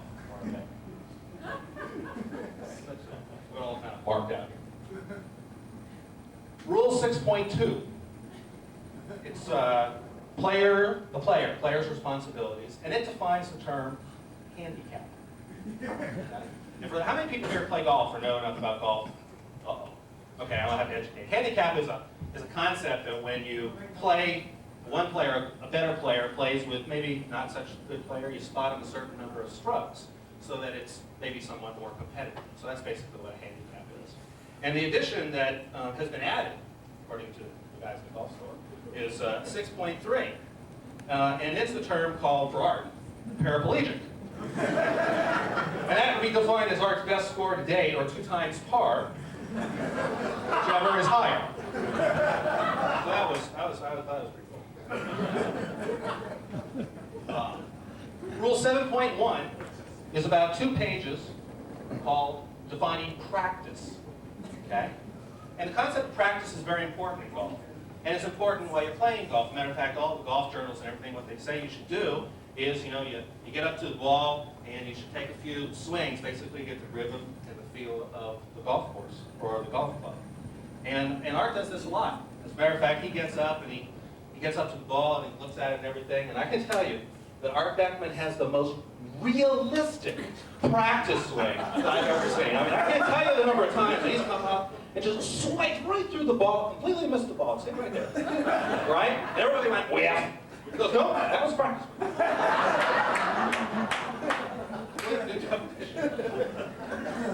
Moving right along. Oh, this is one of my favorites. Teeing ground. For those of you who don't play golf, teeing ground is the area where you tee off for a hole and you hit it down the fairway. And this rule, which is Rule 11, defines all the different things associated with a teeing ground. And usually in a team ground, there's a blue area, which is the father's area. That's for the pros.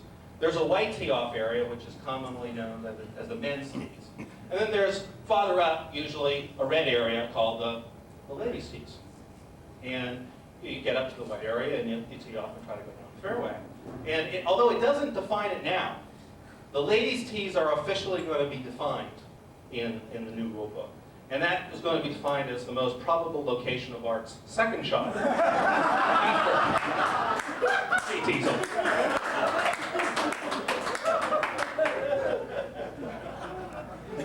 Moving right along. Oh, I think this is Rule 25. Yes. Rule 25.1 is a very important rule because there are actually 2 entries. And this is a rule that's called casual water, ground under repair, and certain damage to the course. And the first section is where interference is defined.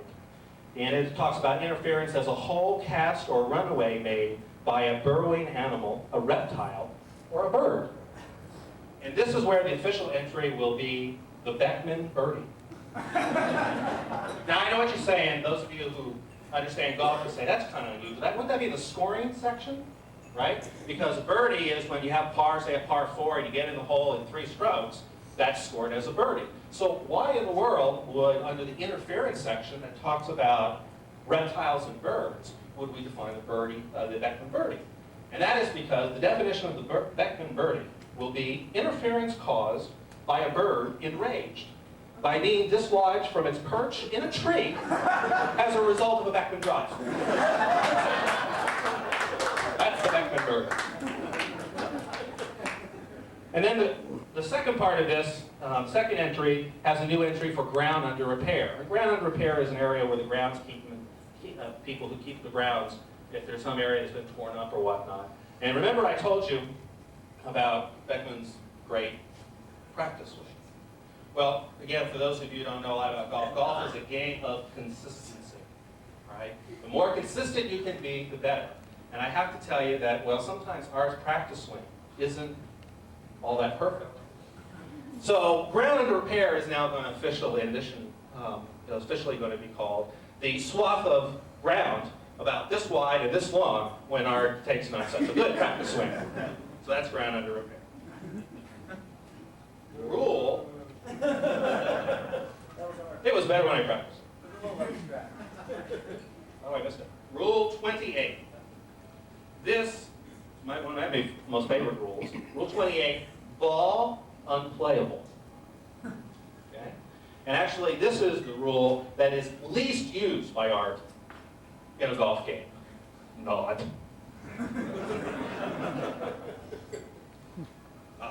And the last rule, Rule 32.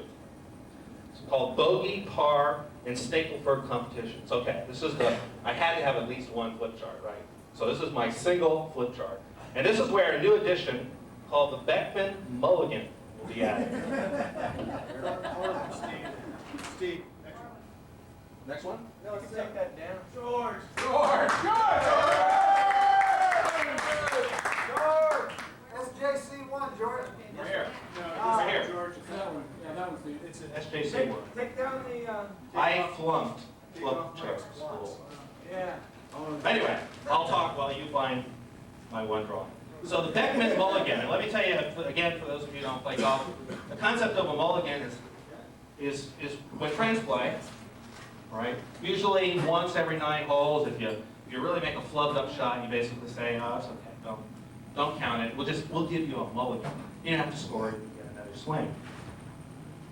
And in the next couple of weeks, this is something that's going to catch on in the tour. All right? In the next couple of weeks, the PGA Championship is being played at the Olympic Club. And I predict that this is the sort of thing that you're going to start seeing, the big pros starting to play. This is a very important new, let's get this way so you can see this. New stroke. This is 2 feet. This is the ball. This is a golf ball. I need something to mark on eventually. And this arc is the usual expected trajectory of the club head. So you get up, you sit up, and you drive the ball. Elevate. Elevate. And just as a matter of reference, This is the normal, expected trajectory of the golf ball. And as a rule, golf balls come off the tee at greater than 100 miles an hour and travel on an average distance of 260 yards. Now, I want you to know, and anybody here, a couple people were here before that have played golf with Art. This is true. This is absolutely true. Yeah. The Beckman Mulligan is defined as a 100-mile-an-hour sweep of the golf head with a trajectory perpendicular to his feet that move a mean of 30 inches. I have seen this, and this is going to be an official entry into the Beckman rules.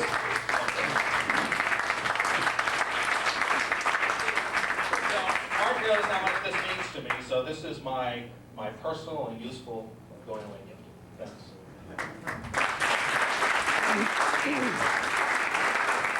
So we're going to hear from Scott about just how well Art's doing at boating.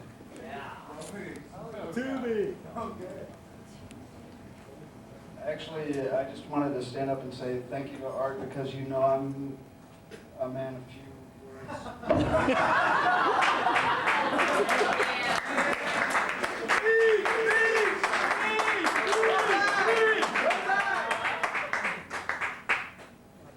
Stiff upper lip. The scooter!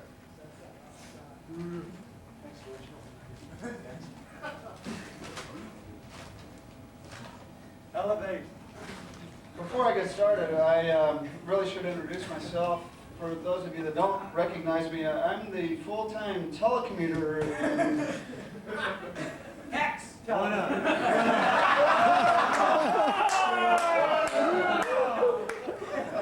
a new world, Scott. My name is... You're going to have to work for a living. My name is Scott Arnold. We got to go to Sacramento real quick. Many people have heard about my job and they've asked Art, how do I get a job like that? And so now it's come to be known as the Arnold position. So I want to demonstrate for you what Art has come to learn to be the Arnold position.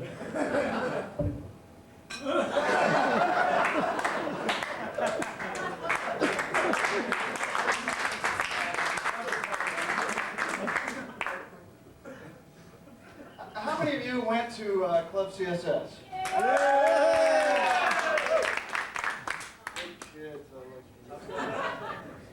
How many of you would like to go to the next Club CSS?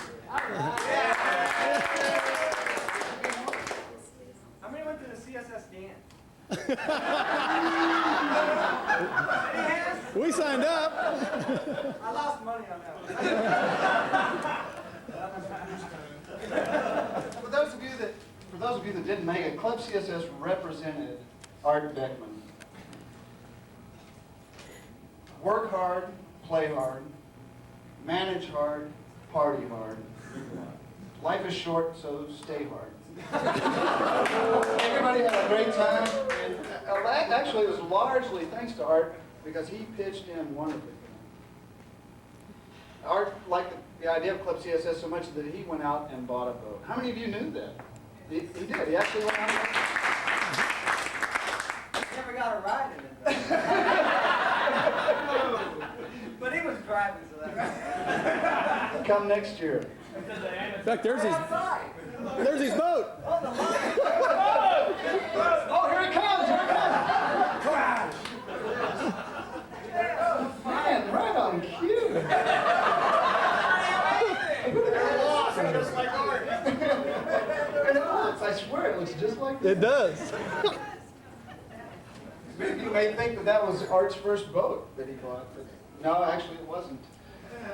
We've got some pictures of his first boat. Oh, no, wait, there's one before this. That was his second. There's the first boat. Hey, Moon Scott. Isn't he cute? There's no motor on it. Is he in the back or front? Art's had a long relationship with boating. And that was the reason for, the second picture. He didn't actually buy this one. He was just shopping at this point. Let's see it.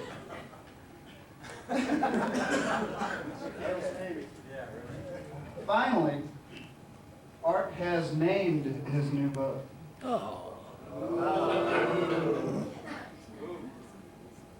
This is a test to see how well you know Art Beckman. I know the name of his boat. We're going to display the top 10 names by the Beck Monster. By your applause, Paul, please help me on gauging this. And land support, we're going to look at your numbers, please. We're going to determine what you, the audience, thinks Art named his boat. If you're correct, Art's going to buy the house around. If you're wrong, Art's going to buy the house around. I like that. Oh, he's got a present in here. Okay. Number 10. Yellow. Banana. Same out. AJ's College Fund. Number 9. Top Good. No, we need to hear some. Number 8.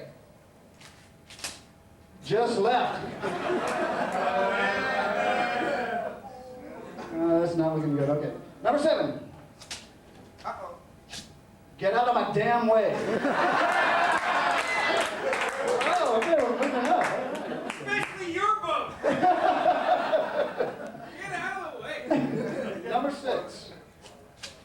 Packed Bell.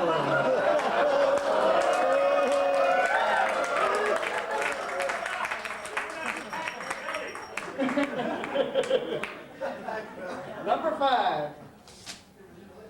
Signing bonus. Number 4. Just right. Sorry. Number 3. Sweet Betty's Baby. This is Betty Beckman, by the way. Do you like that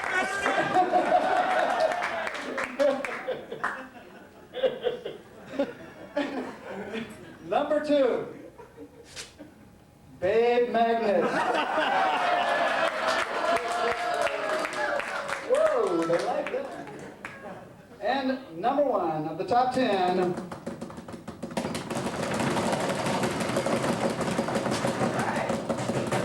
Sever this!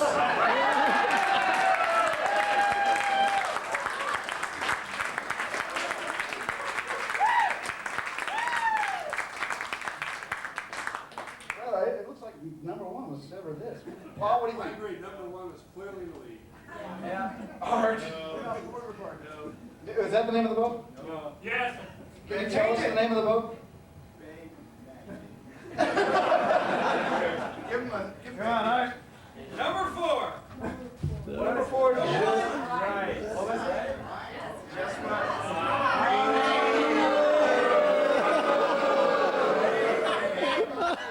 I don't know if he's going to put that on the back of the boat, but at least he'll put it on the trailer. We've made a license plate. Remember this. And on top of the frame, we have a famous quote from A.J. Beckman. No, don't let her drive.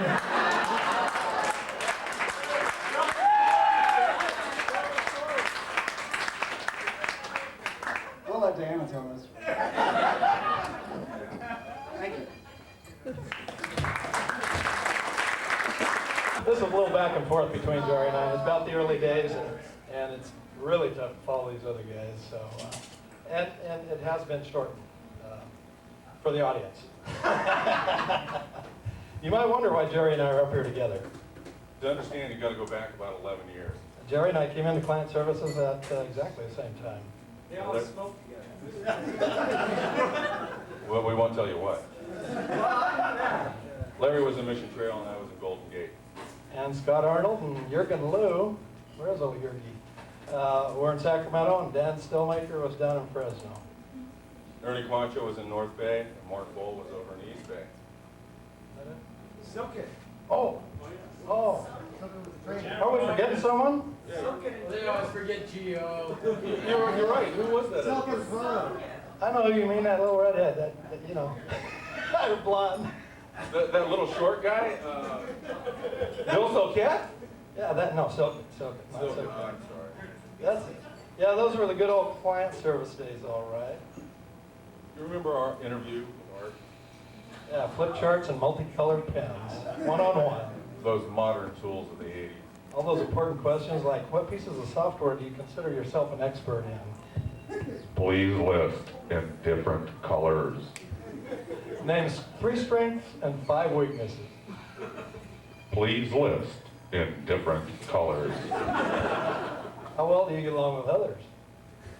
Please list in different colors. Yeah, I think it was more of a test to see if we're colorblind or not. Yeah, and those were the days, the 18-hour work days. Weekly status reports on time. You never turned them in.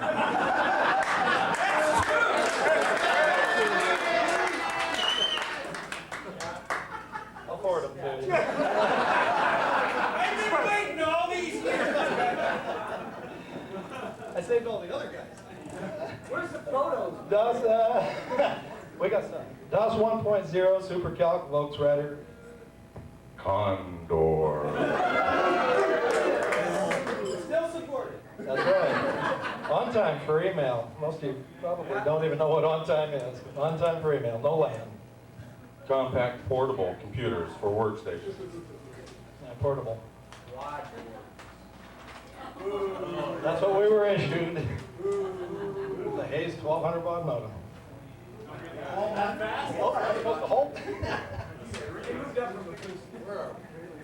Oh yeah, Bernoulli boxes, 360K floppy disk drive. 1200 baud modems, Dot matrix printers.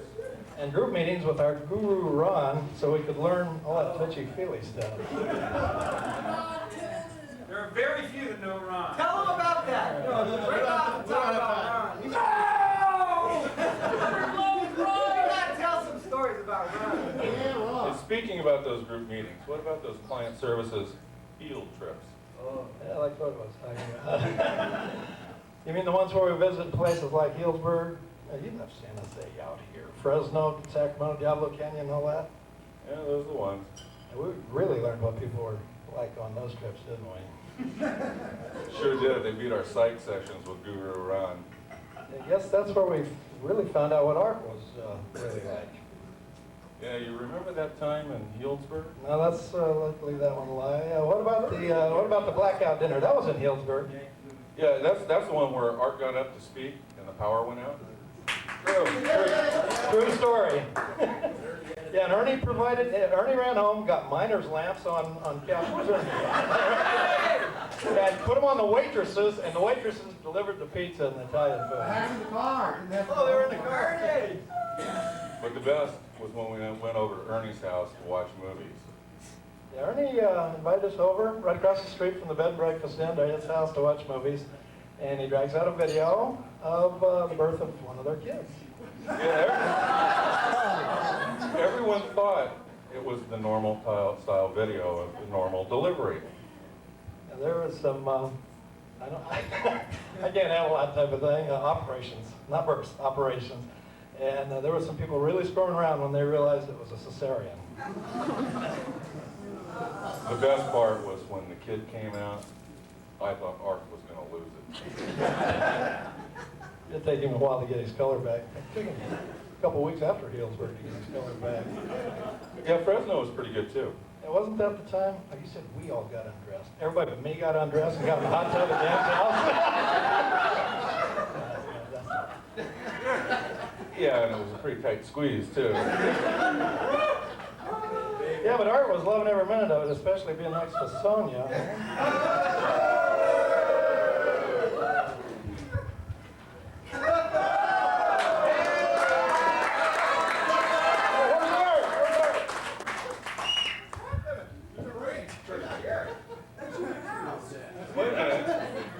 That's not art next to Sonia. That's pseudo art. Brain! Are you sure? Brian Lundy, yeah. And if I'm not mistaken, that's you next to Sonia on the other side. No, that guy's got a mustache. Are you sure? Yeah. Yeah, I'm sure, because I think if Art hadn't really been there, he would have bought the hot tub just like he bought the boat. Maybe you're right. But, oh, this is you. But then there was the Saturday Night Fever stuff at the Black Angus, Art and Sonia. Oh, yeah. Oh, that's me. Yep, Art and Sonia out doing their impression of Travolta and Company. Picture. 2 pictures.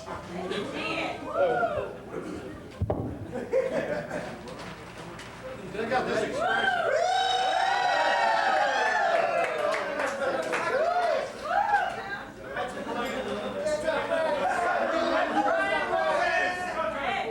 If you notice, there's Art's head right here.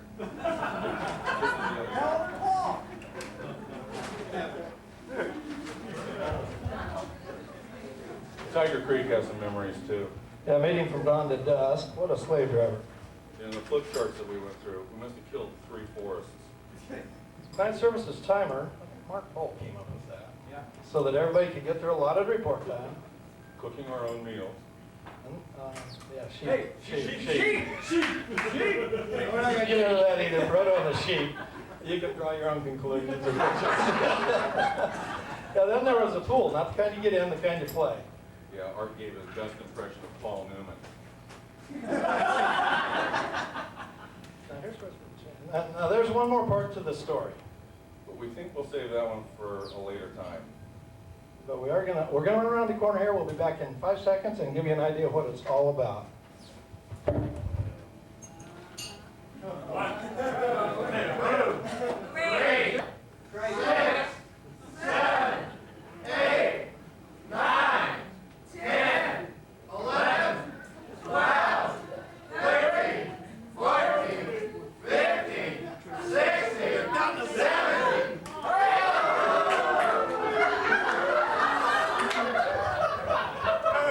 Definitely a story about a blonde. But we'll save it for later.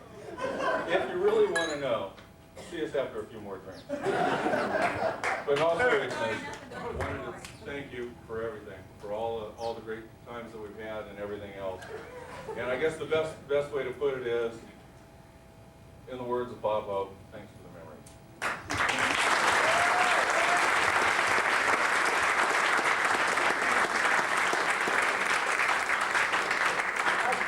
Say one parting thing to Art. I am going to change my hairstyle and leave it this way. I know. AWB. We were supposed to say Art wants blondes. We had some other things to go with that, but we won't elucidate. But since I'll be looking for a job in a couple of months, I thought you might, kind of like it. Like Jerry says, thanks for the memories.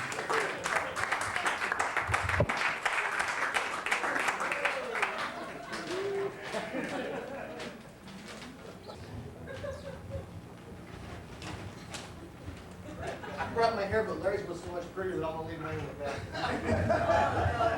Borrow Larry's. Some of y'all heard about Club CSS. That was the party. It was largely underwritten by Art, so everybody would go voting with him. But in all seriousness, we did have a very good time with Ron's Lake, second weekend in July of this year. For those of you who missed it, and we'll have another chance. It'll probably cost you a little more money because we probably lost the underwriter. But it will be July 14th. It's Friday, 15th and 16th for sure, but it'll start on 14th for folks who don't work on Friday, or will have to go and just like hang out. Larry might be there for 2 or 3 weeks. But in recognition for Art's participation in the past, we have the official Club Excess clock. It's the official timepiece. Club Excess 1995. And it doesn't have a calendar, but when the thing gets to about 12 o'clock on the 14th or 15th of July 1995, it'll be time for Club XX. And right. That'll be your hopefully, in this formal presentation, hopefully You gonna say AJ's quote? Oh, yeah, I forgot that. AJ came back. There was something for everyone. There was even toys and fun for the kids. Yeah, and AJ went to this one little particular activity, came back with a free basketball and said, Dad, look at this. I got a free basketball. With some amazement in the fact that it cost him $500, he said, wow, son, neat. We'll make you this solemn promise. We'll get you out with a nice toy, a hula hoop or something next year for $250 or less. Here you go. We'll take it. Thanks a lot. Thanks for that party. If you missed it last year, don't miss it next. We'll have a good time. Come up and give his farewell speech. Are we ready for that? I think it's time. Now, Art could get a little choked up here, okay? He's real worried about that. He's quite concerned, in fact. And so we provided you with some tools to help prevent that. If you'll look under your placemat, you'll find a picture of Art.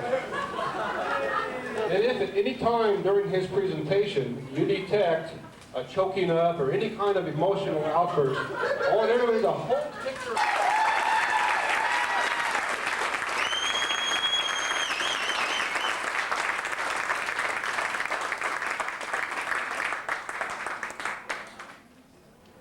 He's packing already. I actually asked for a PowerPoint slideshow, and they wouldn't give it to me. You never told me I needed that. We didn't know you were listening.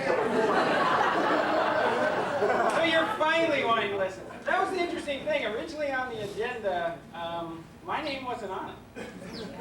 I've never been at a meeting and not spoken. So I had a real problem with that. And in fact, the interesting thing is this is kind of reminded me of award shows and so forth. I wish I could say it was the Oscars, but it seems more like some kind of roast or something. No.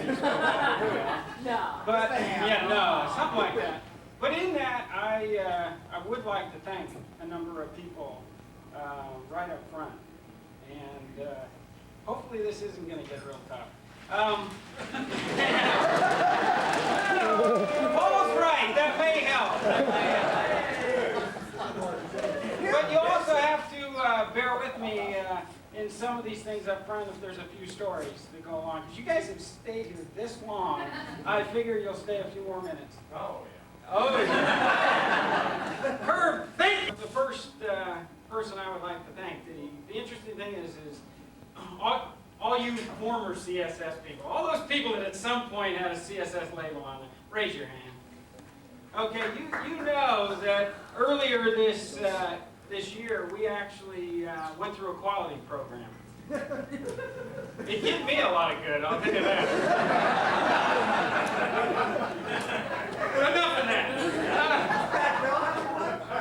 They do. Pac Bell likes the quality stuff. But the interesting thing is and Barbara knows because she helped put this stuff together, is the first day, and all you people went through it, one of the questions we asked was, what is quality? Can you give us an example of what quality is? It was interesting because one of the first meetings, someone quickly raised their hand. Quality is Sally Oporto.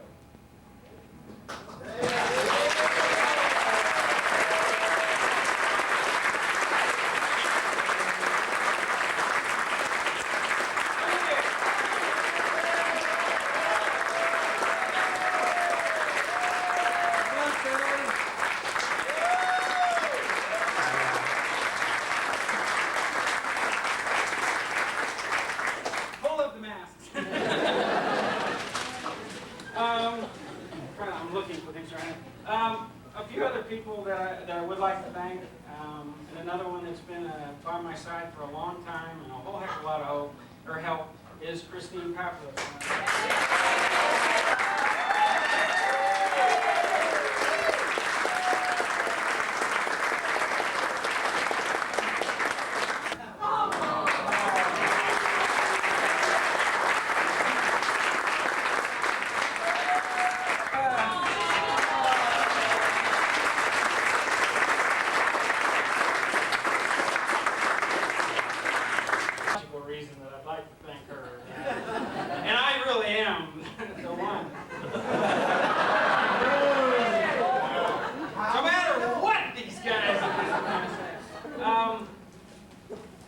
say though, and if I can get this out, the other big thing that she's helped me with is to be the father that I am.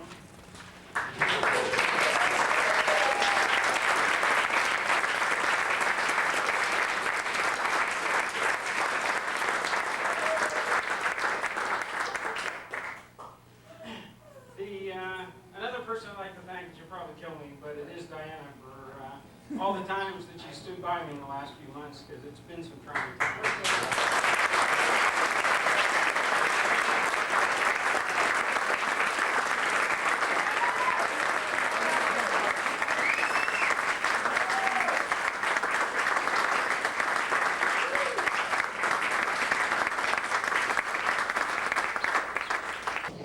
Hold up the masks. I'll give you the cues.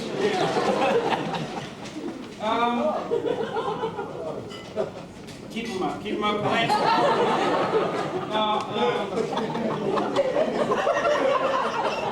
I can't believe I haven't seen that picture in so long.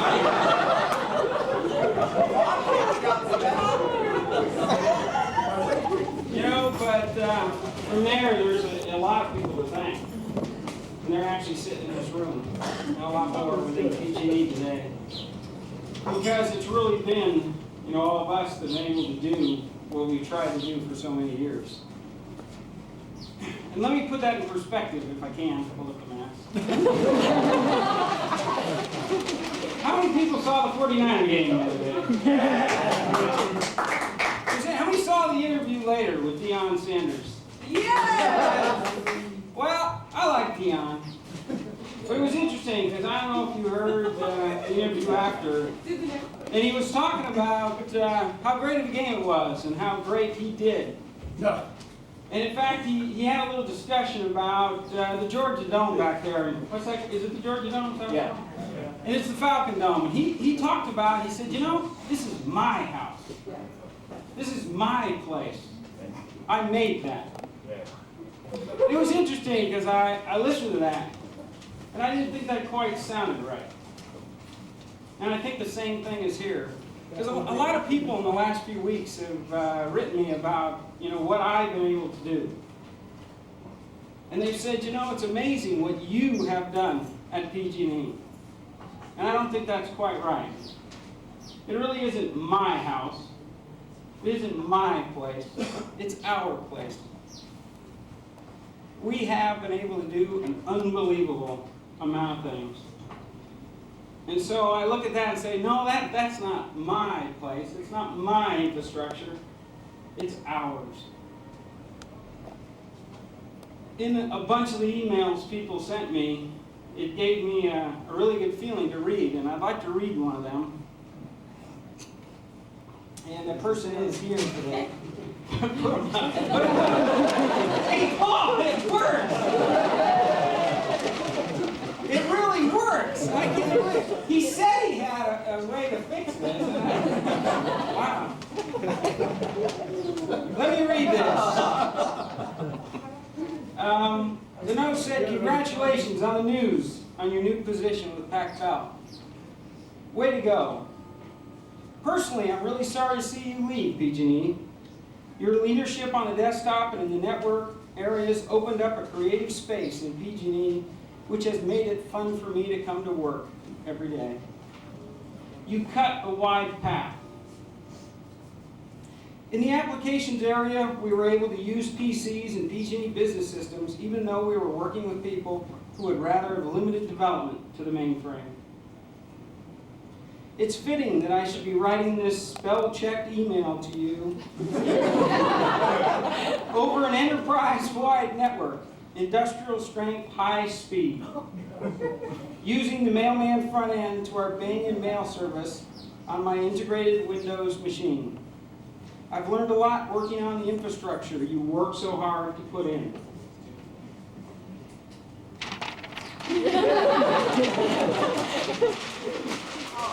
I do think that note and many others I received were really nice, but it is true that none of those would really be there today if it wasn't for all of you. You know that we together definitely were the ones that cut the wide path. We have worked to put an infrastructure in place that really is looked around the world as being a leader. And a lot of you probably haven't had the joy that I've had as people have visited PG&E, or I've had the opportunity to speak about what we have done.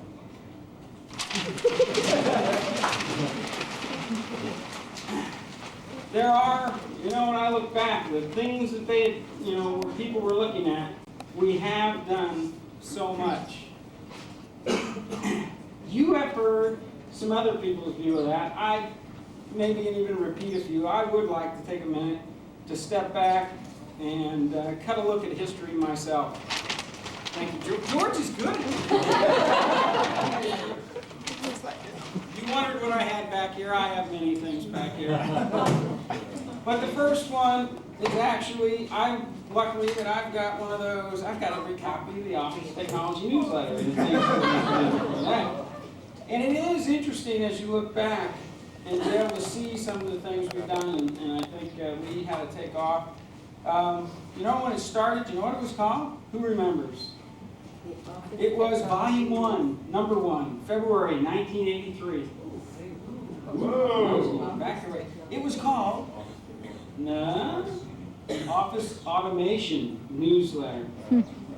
Welcome to the first edition of the Office Automation Newsletter. It is being published for you, the users of desktop computers in PG&E.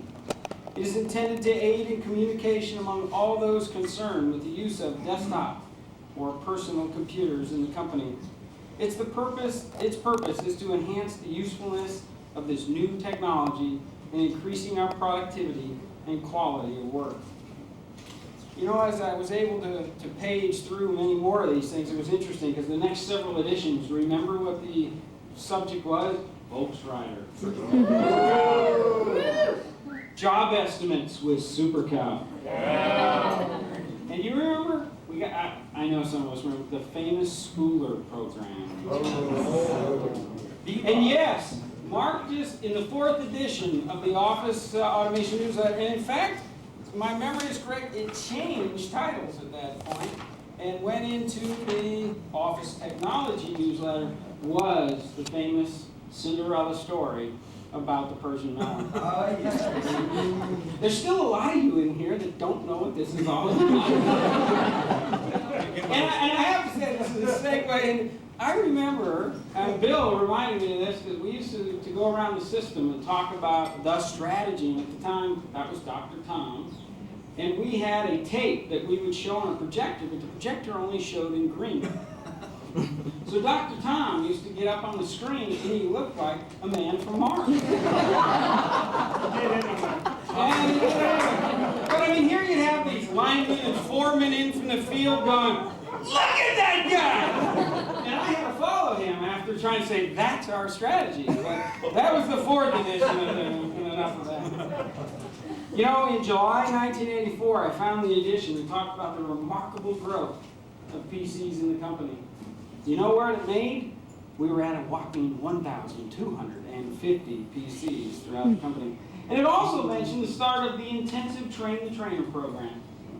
So many of us in here, because I found so many of the graduation announcements that, in fact, I see people throughout this room that went through that program. That's actually, one of the programs that started, and the interesting thing was myself and Ernie and some others were trying to teach that thing, and we were no further ahead than the people in the room that were trying to teach the thing.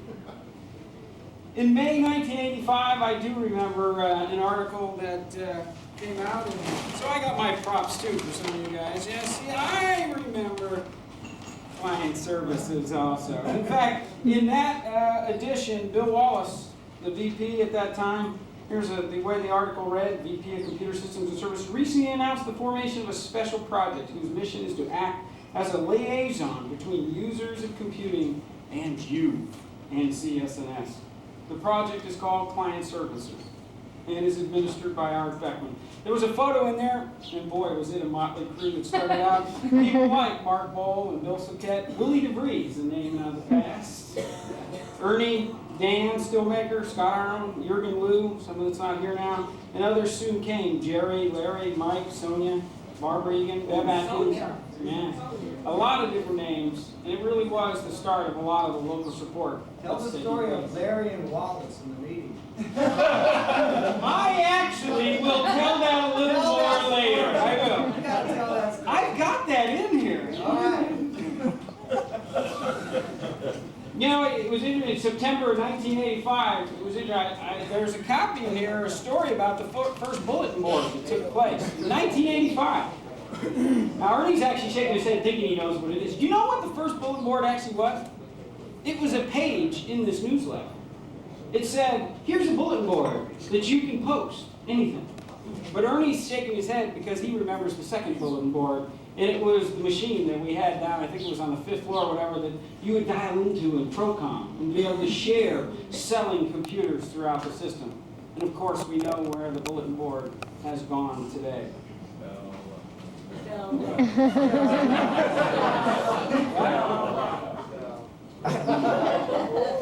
In January 1988, skipping a few, and it was amazing seeing all the names, the Doyle Litchfields, the Barbara McShanes, and Chuck Hazenkamps, and so forth, at that point that joined client services. And yes, I think I heard it mentioned previously on August 25th of 1988, the first open house took place where some 1,200 people came through and saw the technology that we were trying to put throughout the company. We've got a few more pages in here. Don't go anywhere with that.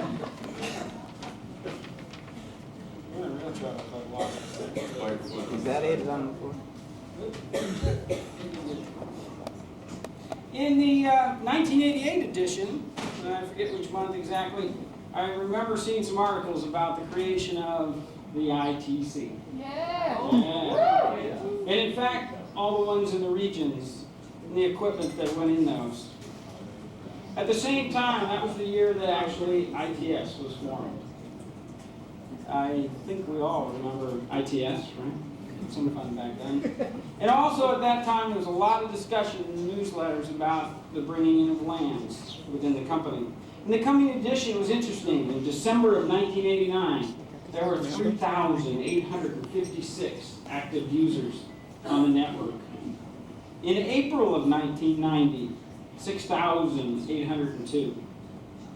And in November of 1990, 9,655.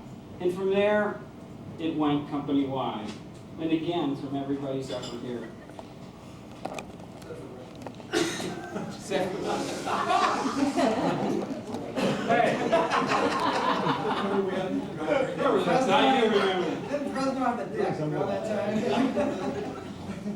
In September of 1990, I don't know if folks remember, but I do, the publishing of the strategy of the Empowered Enterprise.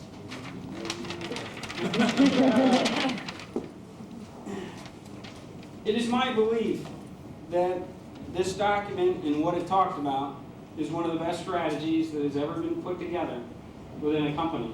And again, it just wasn't my work. It was all of us, again, building our house. By him. The interesting thing from there, if you remember, we started talking about Windows. There were a bunch of articles saying, what is Windows and what is this thing? And then in April, no, not there. In April of 1991, we introduced Windows at PG&E. And I don't know if you folks, you might remember.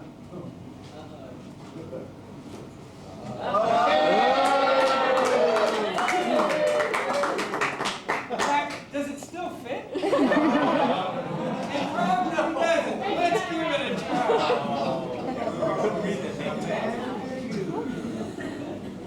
I fool myself if I can't sit this.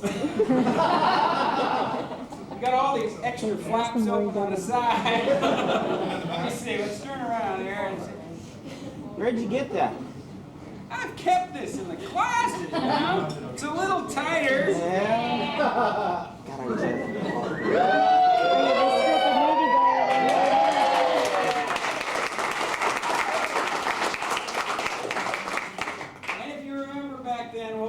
introducing. You wait to see the stuff I got in this bag.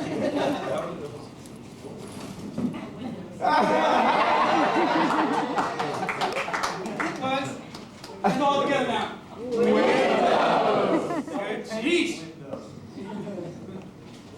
And then there was the famous Mission is Possible. Come on, we gotta get a little.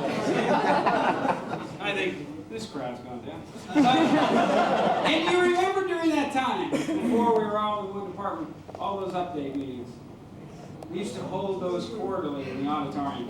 I remember the time when Bev actually convinced me to wear the Santa suit. You guys remember that? She actually was trying to convince me to wear a bunny suit. I wouldn't do it.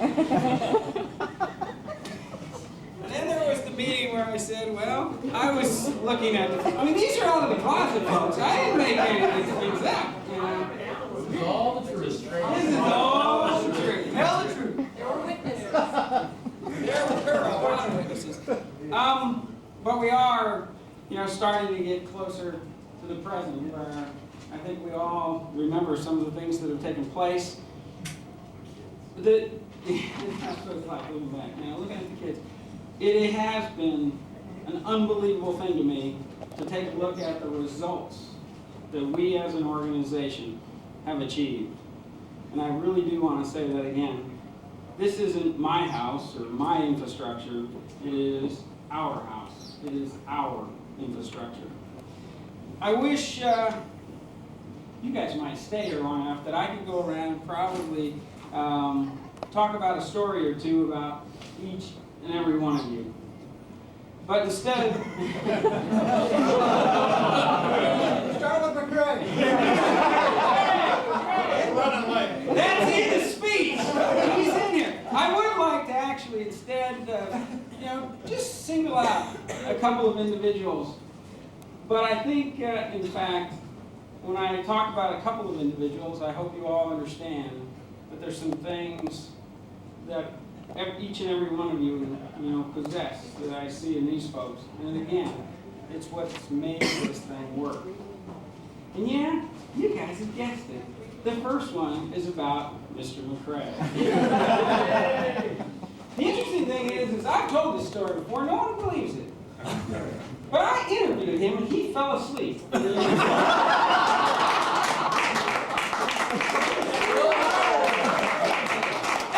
weirdest thing was, I hired him. You don't need socks. I know, it was one of those things, he thought he needed socks and a tie, and he knew he didn't have to be awake.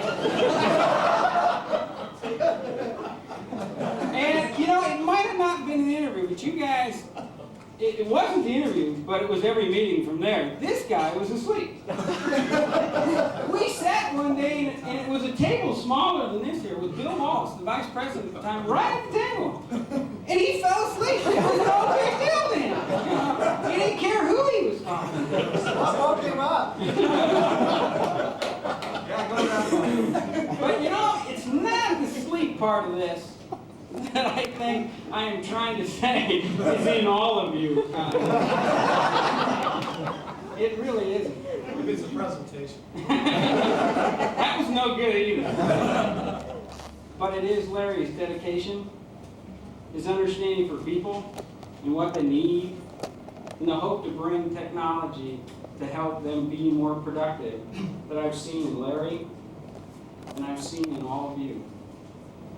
There's been that desire to figure out how we could do that, how we could bring technology to help support the business. There's another person, and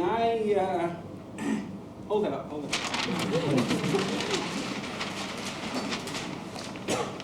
I talked about this document before, and I really do believe I've had more opportunity than I know anybody in this room to be able to go around and talk about our vision and our strategy and where we wanted to go. And there were a whole heck of a lot of people that had input into this document and some key players. But definitely there was one guy that stood out in trying to bring this through, and continues to be the visionary, I think, that is, again, something I see, and that's Paul.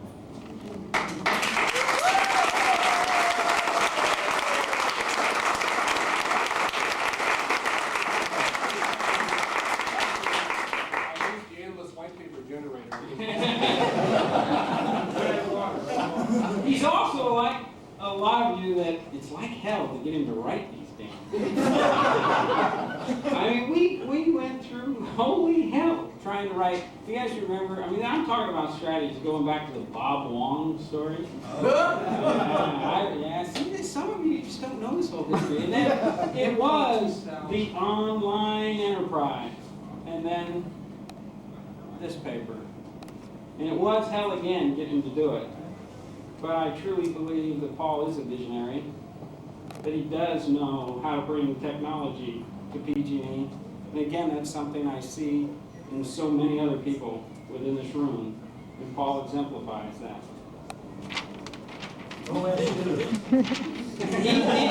He was a little off there for a while.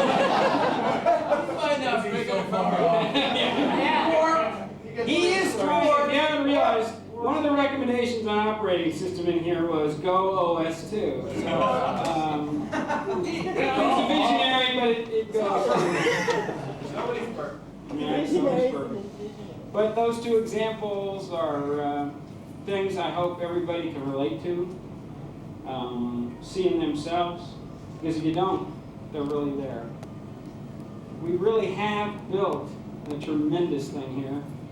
My hope is that I'm able to build something half as good at the place I go to now. And I hope that I'm able to have friends and a staff like you as I move forward. I love you all, and I thank you.